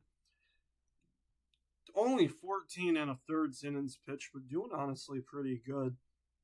14 1/3, just only 2 earned runs given up on the season. Gotta watch out, I believe, for. Oh, also doing pretty decent. Just at 8.3 or not 8.3. That'd be atrocious. 0.837 for him. Yeah, this season, especially with how he pitched in Toronto, his 2020 season, has brought him to a positive WAR, as it was at negative 0.1 before becoming a Tiger. As pitched 2 seasons for the Blue Jays at a 4.38 in 2019, and then it just skyrocketed to 8.15 in 2020. Had a very small stint with the Rays, 10 innings pitched, 5.4 ERA. But with the Tigers now, I'm hoping that he can just get a solid outing against the Royals here, starting with Salvador Perez. First pitch well outside for ball 1.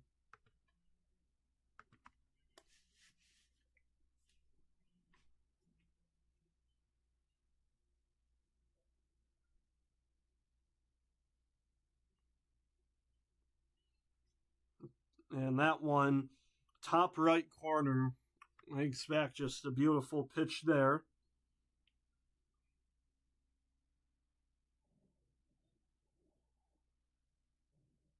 The 1-1.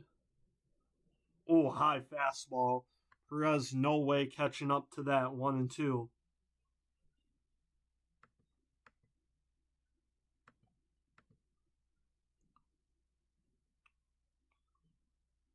The 1-2.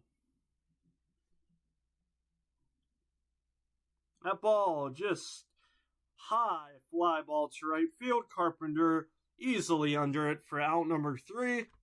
Get ready to stretch as we go to the bottom of the 7th inning, 5, 6, and 7 for the Detroit Tigers 2-0 ball game.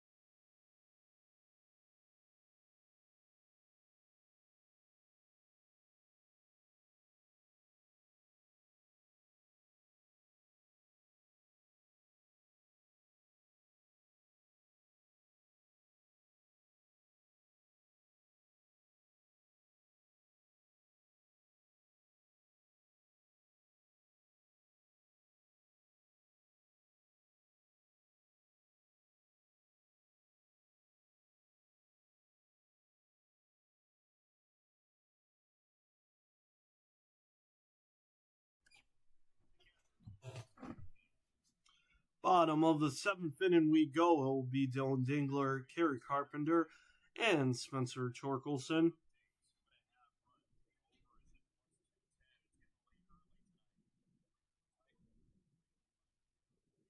Nice picture of the moon, or a viewing of the moon, I mean. As it will be John Schreiber. Opponent OPS of .743. ERA hovering around that 3.2 range. This was earlier in the season, facing Dylan Dingler. Dingler was able to absolutely send one into the left field seats, as the Tigers could really use that right now. First pitch inside for ball 1.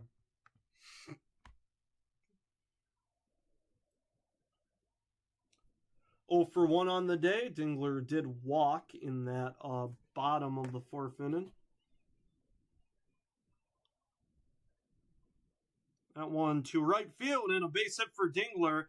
And a weird bounce had Lofton look a bit silly, but Lofton able to corral it. As the Tigers, with their 5th hit of this game, their first 3 hits coming in the bottom of the 1st and the 2nd, and then didn't see one until that bottom of the 5th inning when Zach McKinstry was able to get on. But a much-needed leadoff hit for the Detroit Tigers. That brings up Carp, righty on lefty. So he will stay in the game as he takes one outside for ball 1.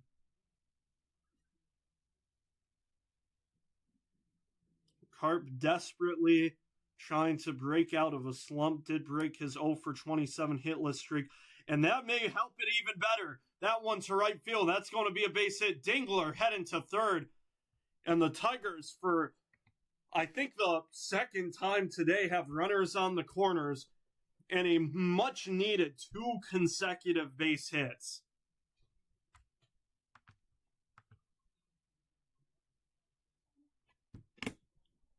So Carpenter able to deliver, just shooting it past the jumping Pasquantino, as that will bring up Spencer Torkelson. Both Carpenter and Torque hovering in that 200-ish range. They got a chance to be heroes tonight. Carpenter got his job done. Torkelson steps up to the plate 0 for 2. First pitch. That one line down third base foul. Torque wanted it, but was early.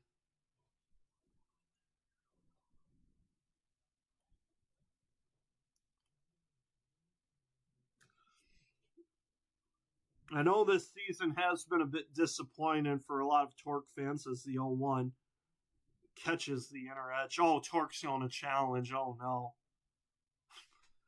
Hopefully people know by now I'm a Tigers fan, but that one well in the strike zone. Yes, sir. Tigers are out of ABS challenges.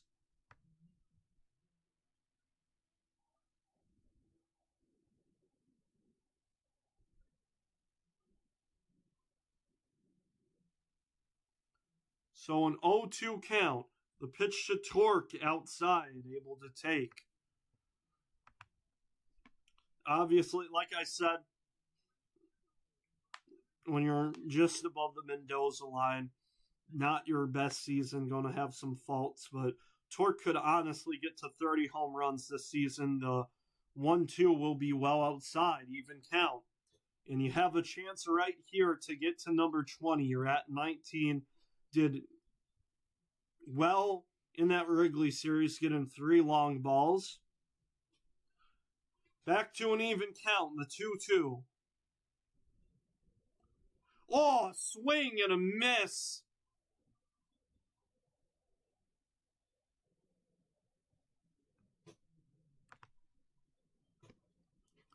Fastball right down the middle. Torque just didn't catch up to it. Oh, you hate to see that. Unless if you're a Royals fan, then you love to see that. But Zach McKinstry steps in.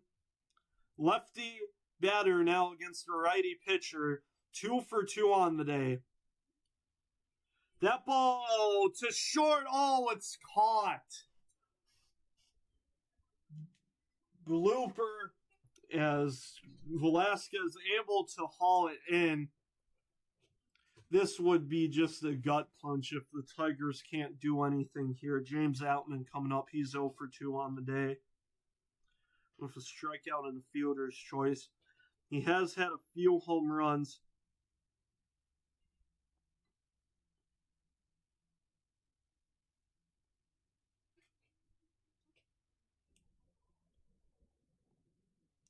With the Tigers and his not so short of a stint right now, but first pitch outside for ball 1.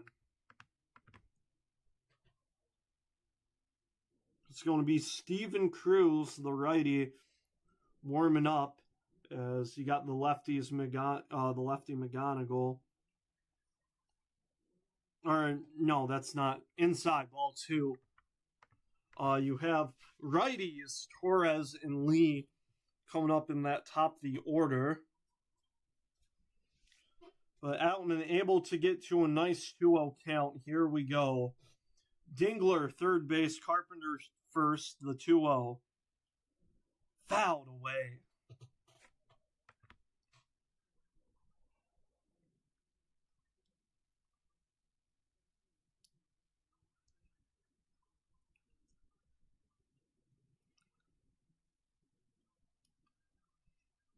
Outman still a hitter's count.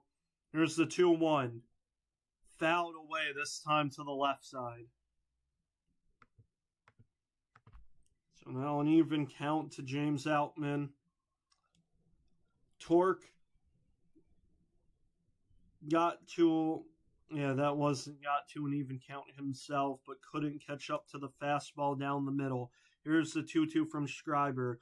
This one's high. This one's deep. This one is gone! A 3-run shot from James Outman. The Tigers take the lead. Not the Royals. The Tigers take a 3-2 lead. Unbelievable. Outman just had enough. That one was so close. Lofton with a jumping attempt, but to no avail. After what seemed to be an inning to be tarnished, the Tigers now are on top.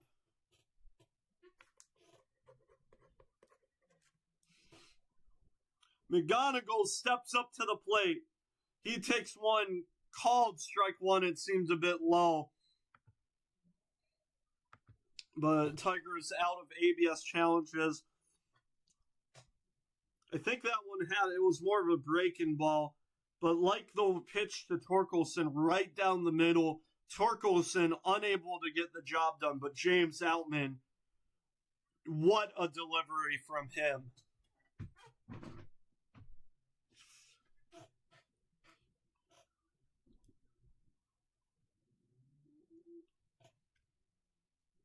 For a guy that has essentially, count 2-1 in McGonigal, that has essentially been more like the 9-hole hitter in most days to fill out center field, he has had some really clutch moments.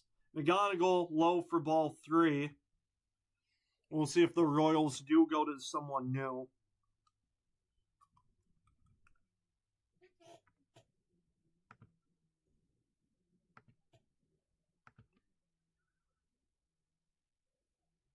A 3-1. That one will be to left field. It will get down for a base hit. McGonigal is going to try for second. The throw. Oh, that was a bad idea. McGonigal smoked that second. But it is James Outman with a 3-run homer. Absolute mistake pitch by Schreiber. And the Tigers have their first lead of the game. Oh, just a close one. At Comerica, you got the gates out in right field. It hits the gates. It's just over the green grass at Comerica. Have yourself a night, James Outman. After going 0 for 2, able to just ultimately deliver. And now we go to the 8th inning, as it will, I'm assuming they will just keep Wakes back out there to try and deliver.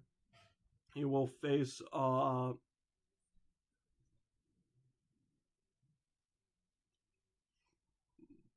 think Perez got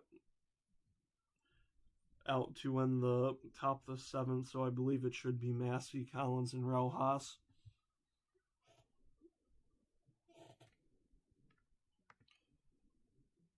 How long? Oh, the home run about I don't even know if they're still on here. About I think just 3 in the actually I don't even think it was in the 390s.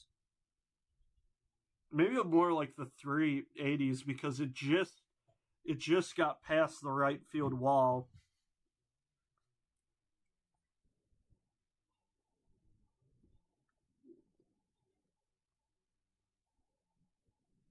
So Tigers 3-2 lead after what looked like to be just a heartbreak inning where you had the 2 hits to start in the inning by Dingler and Carpenter, but Torkelson with the strikeout, and then McKinstry just a soft pop out.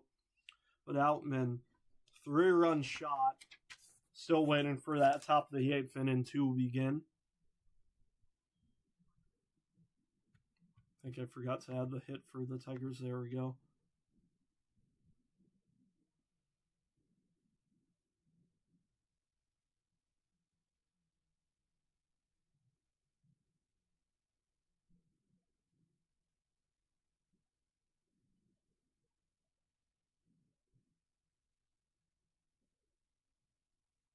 So bottom of 7th inning, here we go. It's going to be Wakes back, who gets Massey just a foul one, just past first base.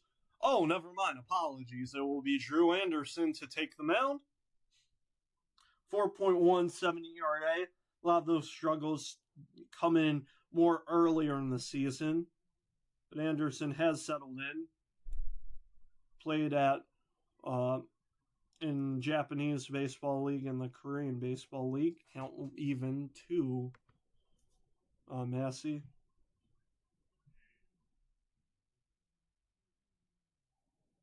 The 1-1. This one. Oh, past the diving Torkelson at first base. It will get into right field. Leadoff single for Massey.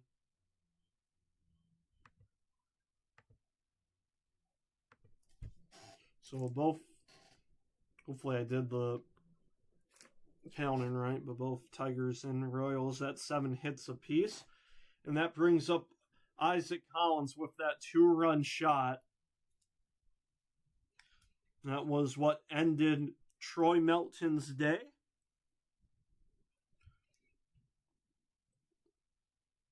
Melton was able to get some clutch outs, and especially in that first and second inning. Collins is going to try to lay one down. Would be a nice sacrifice bunt to put Massey in scoring position as the tying run. I mean, Collins did go deep in that last at bat of his. Anderson's going to throw it back to first.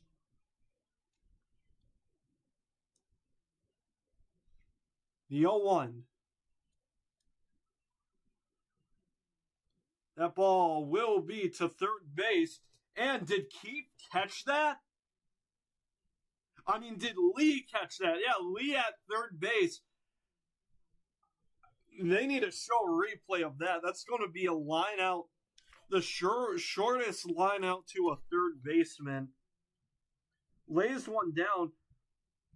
Yeah, Lee just completely charges down to home plate and is able to catch that ball on a bit of a knee slide to retire Collins. That will bring up Josh Rojas with one away. Runner going. The throw down is not in time. Oh, yeah, it is a new Massey was relieved. It's going to be Tolbert for the Royals, who I believe it was had 12 straight at bit. That was, I completely lost my words. Had 12 straight hits in 12 plate appearances, setting a MLB record. That one gets away. Tolbert's at third base with one gone. Even count to Rojas as Dingler. That one got in the dirt, and Dingler just had no idea where that ball went. I was trying to find it and was finally able to, but Tolbert was easily at third base. The 1-1. That one, outer edge for strike two. Royals do have the advantage. They have both of their ABS challenges. The Tigers do not have theirs. Infield shifted in. The 1-2. To right field. That's a base hit. We are tied.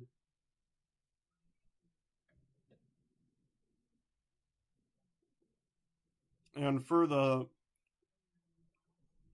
second time today, other than the 0-0 tie that carried us all the way until the top of the sixth inning,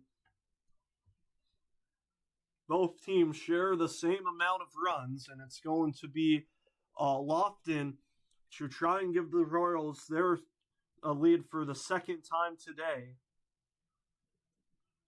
Tolbert retreated back to third base, but then realized easily that ball was going to drop. Strike one to Lofton, who is 1 for 3 on the day. Ground out, strikeout, and a single. 0-1 below the zone. Even count.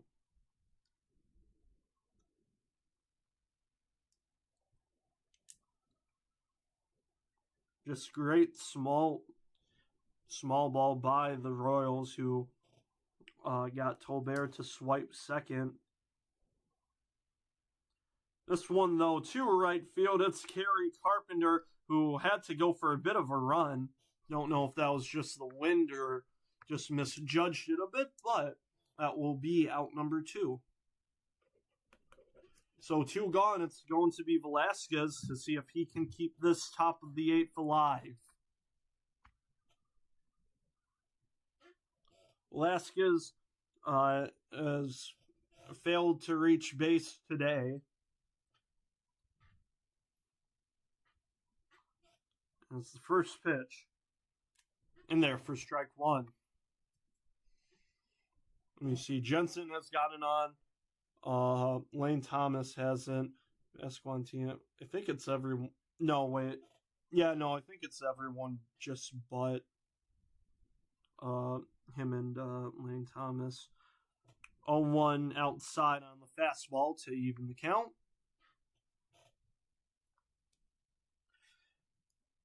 I mean, I just made a scorecard myself because I tried to print some today, but they just weren't working on my printer. Swing and a miss on the changeup 1 and 2.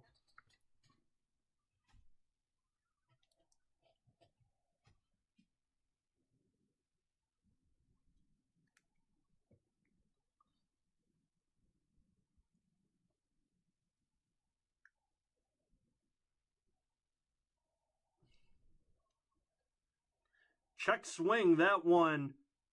Oh, Tigers are thankful for that. Velasquez made contact on the check swing, but it rolled foul down the third base line. Hao Yu Lee heavily shifted to his left with Velasquez being a lefty pull hitter. So that one could have easily gotten through if it stayed fair. The 1-2. Change up in the dirt, even count.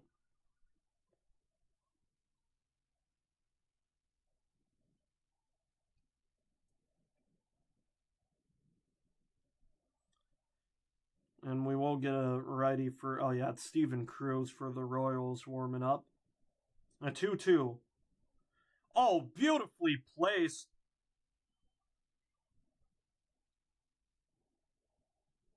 Velasquez said something, but ultimately did not challenge.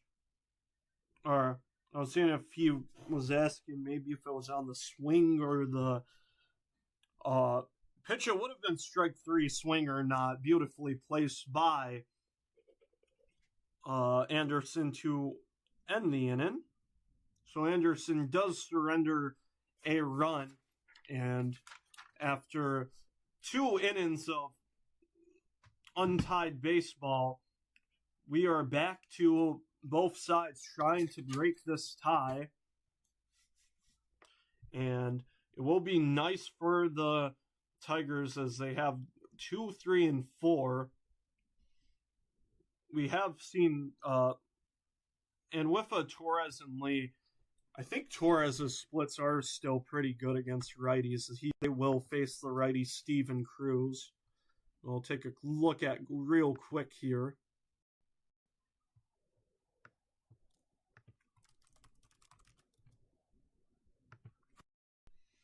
Steven Cruz, though, in his 4th major league, let me just make sure that's right. Let me make sure. Yep, 4th major league career, all of them being with the Royals. Honestly, 35 innings, kind of just been there. 4.63 ERA, that makes him right at replacement level at 0.0. Kind of picked it up a little bit more in his year 3 season, where he pitched the most innings of his career at that time at 45 2/3.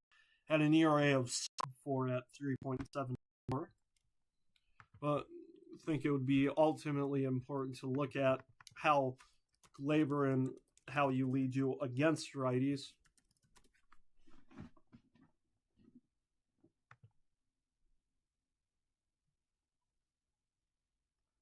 As Don't Stop Believin' by Journey playing at Comerica Park. Torres, yeah. Actually, that's insane. It's only 36 at bats, but against lefties, only hitting 111. He's hitting 328 against righties this season. First pitch to Torres will be foul tip in the glove for strike 1. 0-1 count. 0-1 will be fouled away. 0-2. Torres 1 for 3 on the day. Only hit being that single in the bottom of the 1st inning. Hal Lee. 0-2 will be fouled away by Torres. Hal Lee, a little bit of a smaller sample, but does hit a bit worse against righties. It's not the biggest change, but 731 OPS against lefties to 648 against righties, as Torres takes one outside. 270 batting average against righties, 270 against lefties, 245 against righties. 1-2 count to Torres from Steven Cruz, the pitch. Fouled away, Torres staying alive.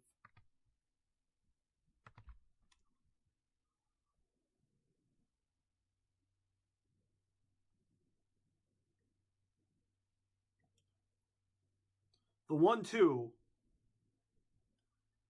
Yet another foul ball.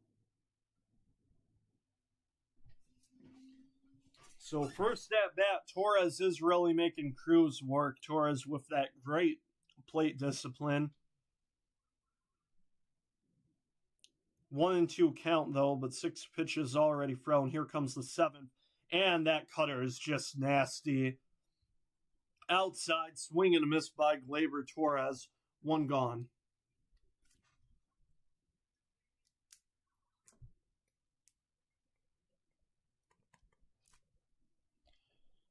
So Hal Lee comes up to the plate, hoping to get something brewing for the lefty Riley Green.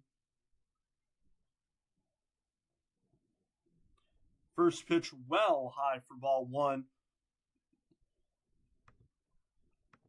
Lee, in his first at bat, pinch hitting for Colt Keefe, was able to draw a walk. 1-0. Not even close. Okay, good thing. It looked like Steven Cruz grimaced for a second, but I believe he is all right.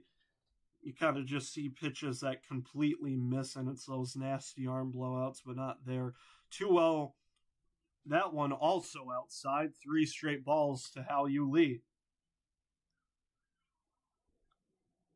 Now, if Hao-Yu Lee gets on, like I said, got to face lefty Riley Green. A 3-0 pitch. That one, bottom left corner, 3-1. We saw Hao-Yu Lee go swinging 3-0 at Wrigley last night. Had that 3-run homer. Here comes the 3-1. That one up the middle for a base hit. Go ahead on run on first for the Tigers.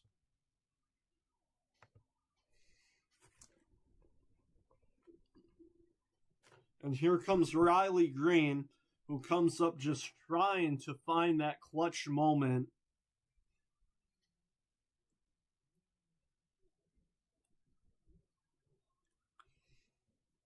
It's been probably the best hitter for the Detroit Tigers, but I think I've already said it today.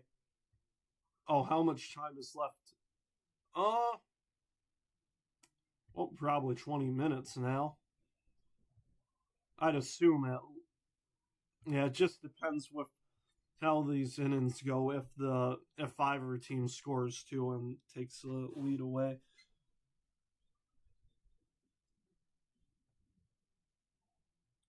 First pitch, that one on the ground to second. No play at second base, though, as just a slow roller to Massey. I don't think that is Massey since Tolbert pinch ran for him. That will bring the go-ahead run at second base as Green grounds out.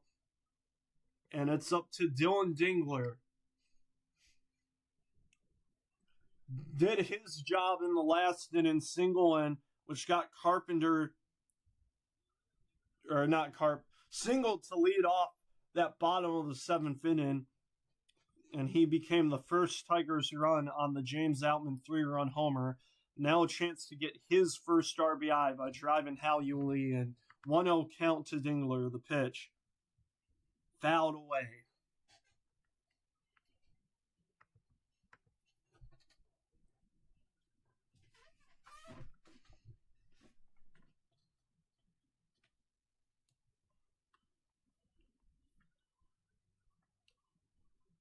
The 1-1.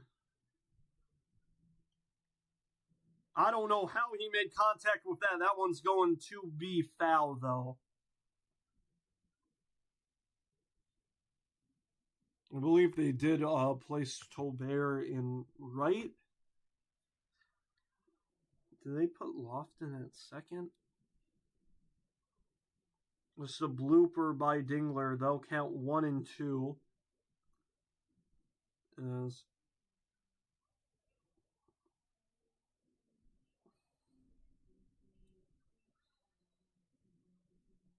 no matter what, if this ball's put in play, Lee's going to be absolutely a speed demon around third base. He's going to give it his all. The 1-2.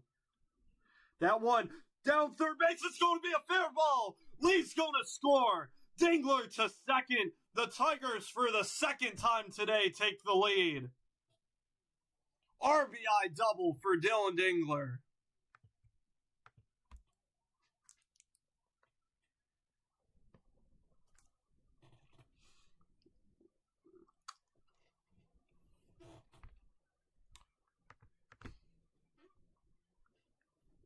Dingler delivers against Steven Cruz. He's just built for these moments. 370 batting average with runners in scoring position and 2 outs. Absolute clutch hitter.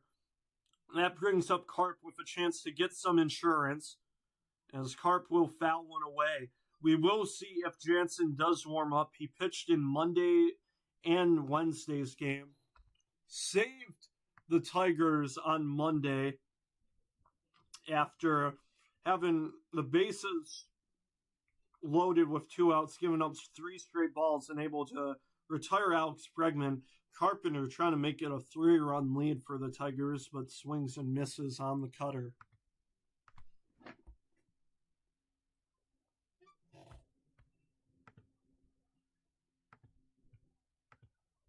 The 0-2. Fastball low.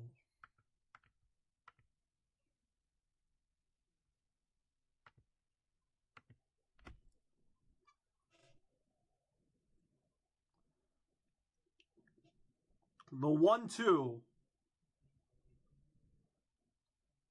That one fouled away. Carpenter stays alive, able to connect with the high heater. So it won't be Kenley Jansen. Drew Summers is going to warm up for the Tigers. You don't see him really in the situation. The 1-2 to Carp. Fouled away.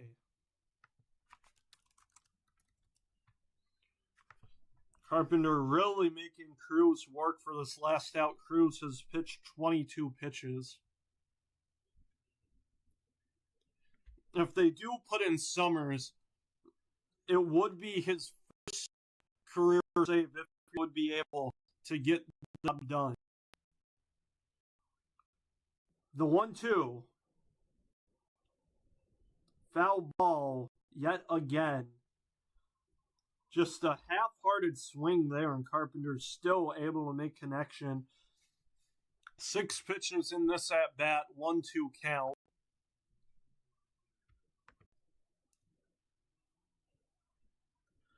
One, two, one more time. And never mind. Again, we'll get another.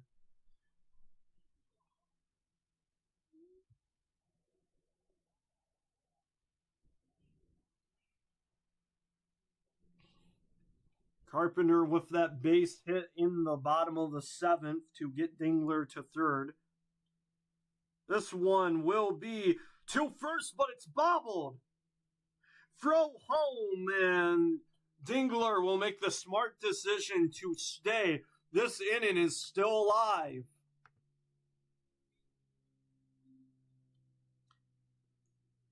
That should be an error, I believe, as Pasquantino fielded that, but just completely bounced over or deflected off his glove, just didn't secure it. So first error of today.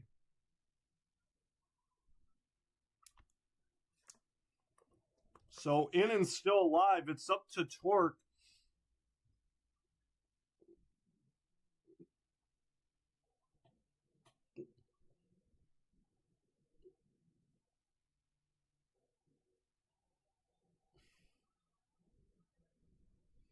Well, I believe has... No, I think this is right. Yeah, has the hat trick right now with 3 strikeouts. But after being unable in the bottom of the 7th to get the job done and get the first runs of the game for the Tigers, has a chance to deliver some insurance here. First pitch called inside, may have got that inner edge as Jensen challenges. No, ball 1. And the Royals lose their first ABS challenge. Don't blame Jensen for that challenge, though. Just 0.2 inches inside. You just want to do anything it takes to end this inning. The 1-0 outside, ball 2.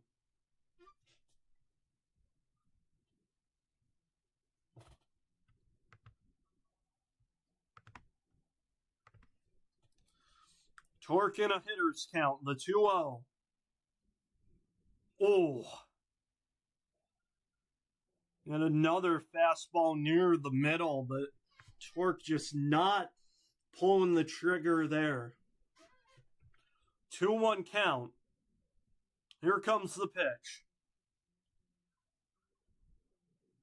skied in the air. Who's going to call for it? It's going to be Velasquez to end the inning.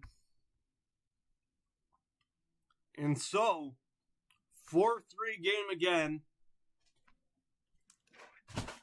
We did see the Royals able to get a pair of hits and get their third run in the top of the 8th to tie the game. And then the Tigers to now untied in the bottom of the 8th. So we'll see what this top of the 9th brings as Drew Summers, if he comes onto the field, looks to get his first major league save.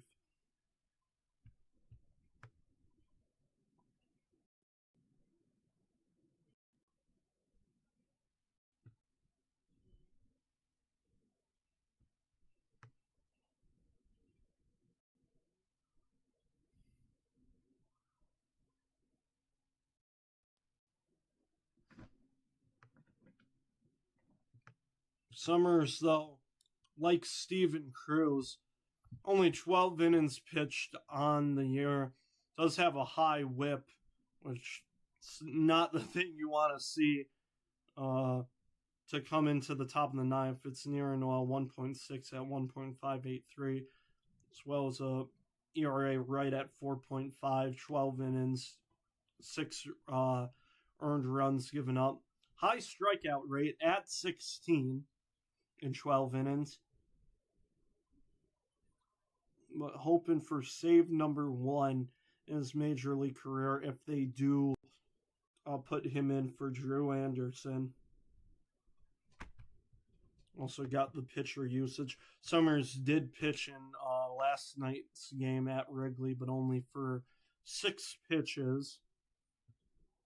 Did have a much longer 29 pitches on that Monday game. But compared to Kenley Jansen, who pitched 19 in yesterday's to end the game, and then 28 on Mondays.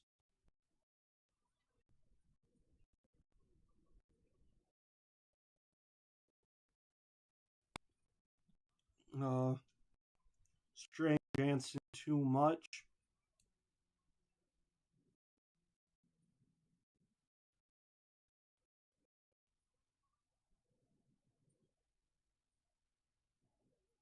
So, yep, it will be Drew Summers.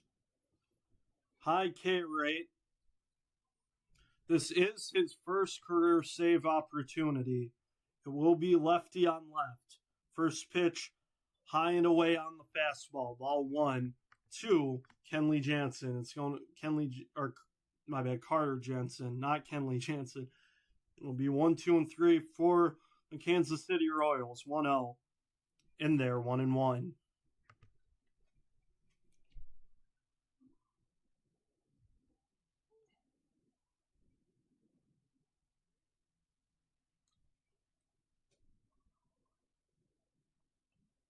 The 1-1. Swing and a miss. 1-2.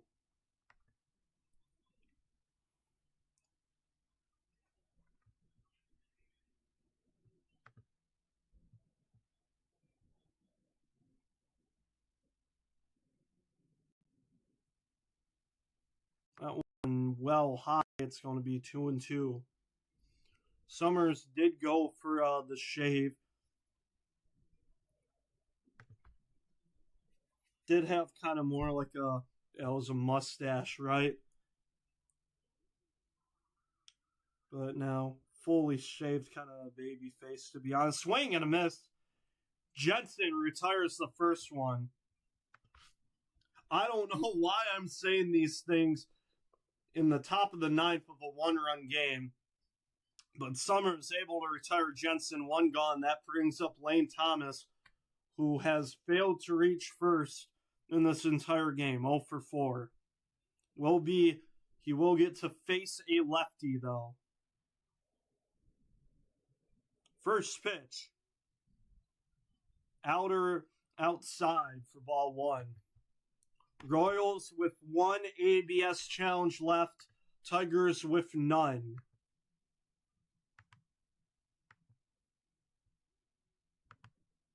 The 1-0.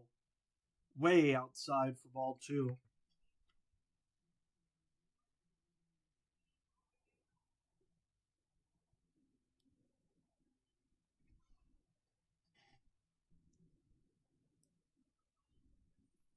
The 2-0. Summers able to find the sinker that time as it gets the outside edge to make it 2-1. It's going to be Vinny Pasquantino, the lefty, who has gone 1 for 3 with a walk. The 2-1, that one, a slider well below the zone.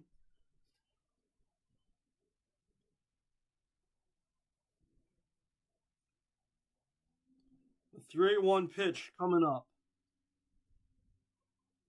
Outside and high, ball 4.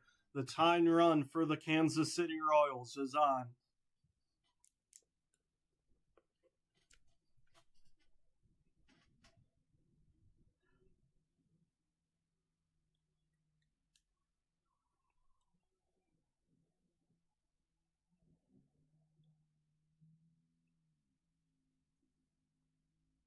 First pitch.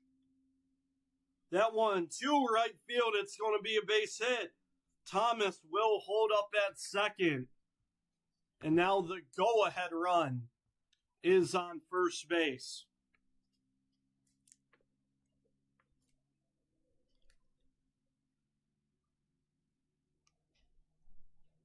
So Salvador Perez will come up to the plate.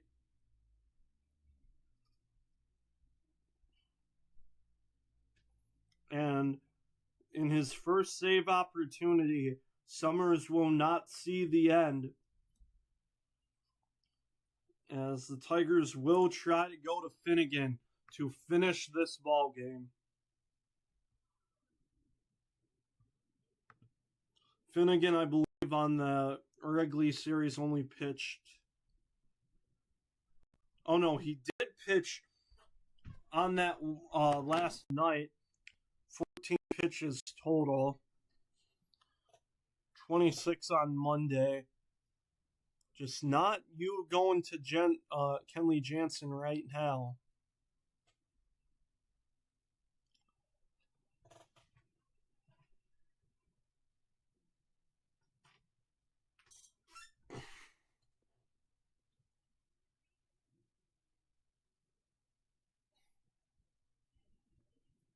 So the Tigers have gone to a decent amount of their bullpen. You had Tyler Holton pitch, Jacob Wagesback, who only pitched about like 6 pitches anyways, but Drew Anderson as well.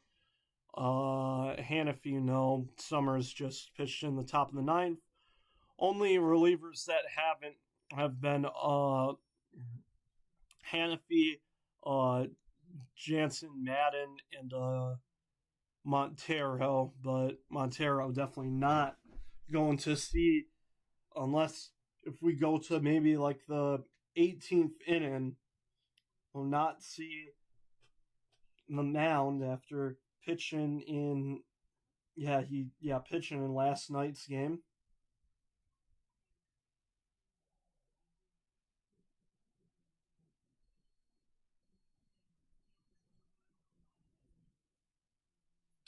Finnegan has, in the MLB, has gone into games with the highest inherited runner percent chance. 92.3% of the time when Finnegan takes the mound, there will be a runner on base. Now, he's got to hope he can get something here against Salvador Perez. 0 for 3 on the day with a walk. Righty on righty, the Royals are not going to their bench. Perez the DH, as he takes one outside for ball 1.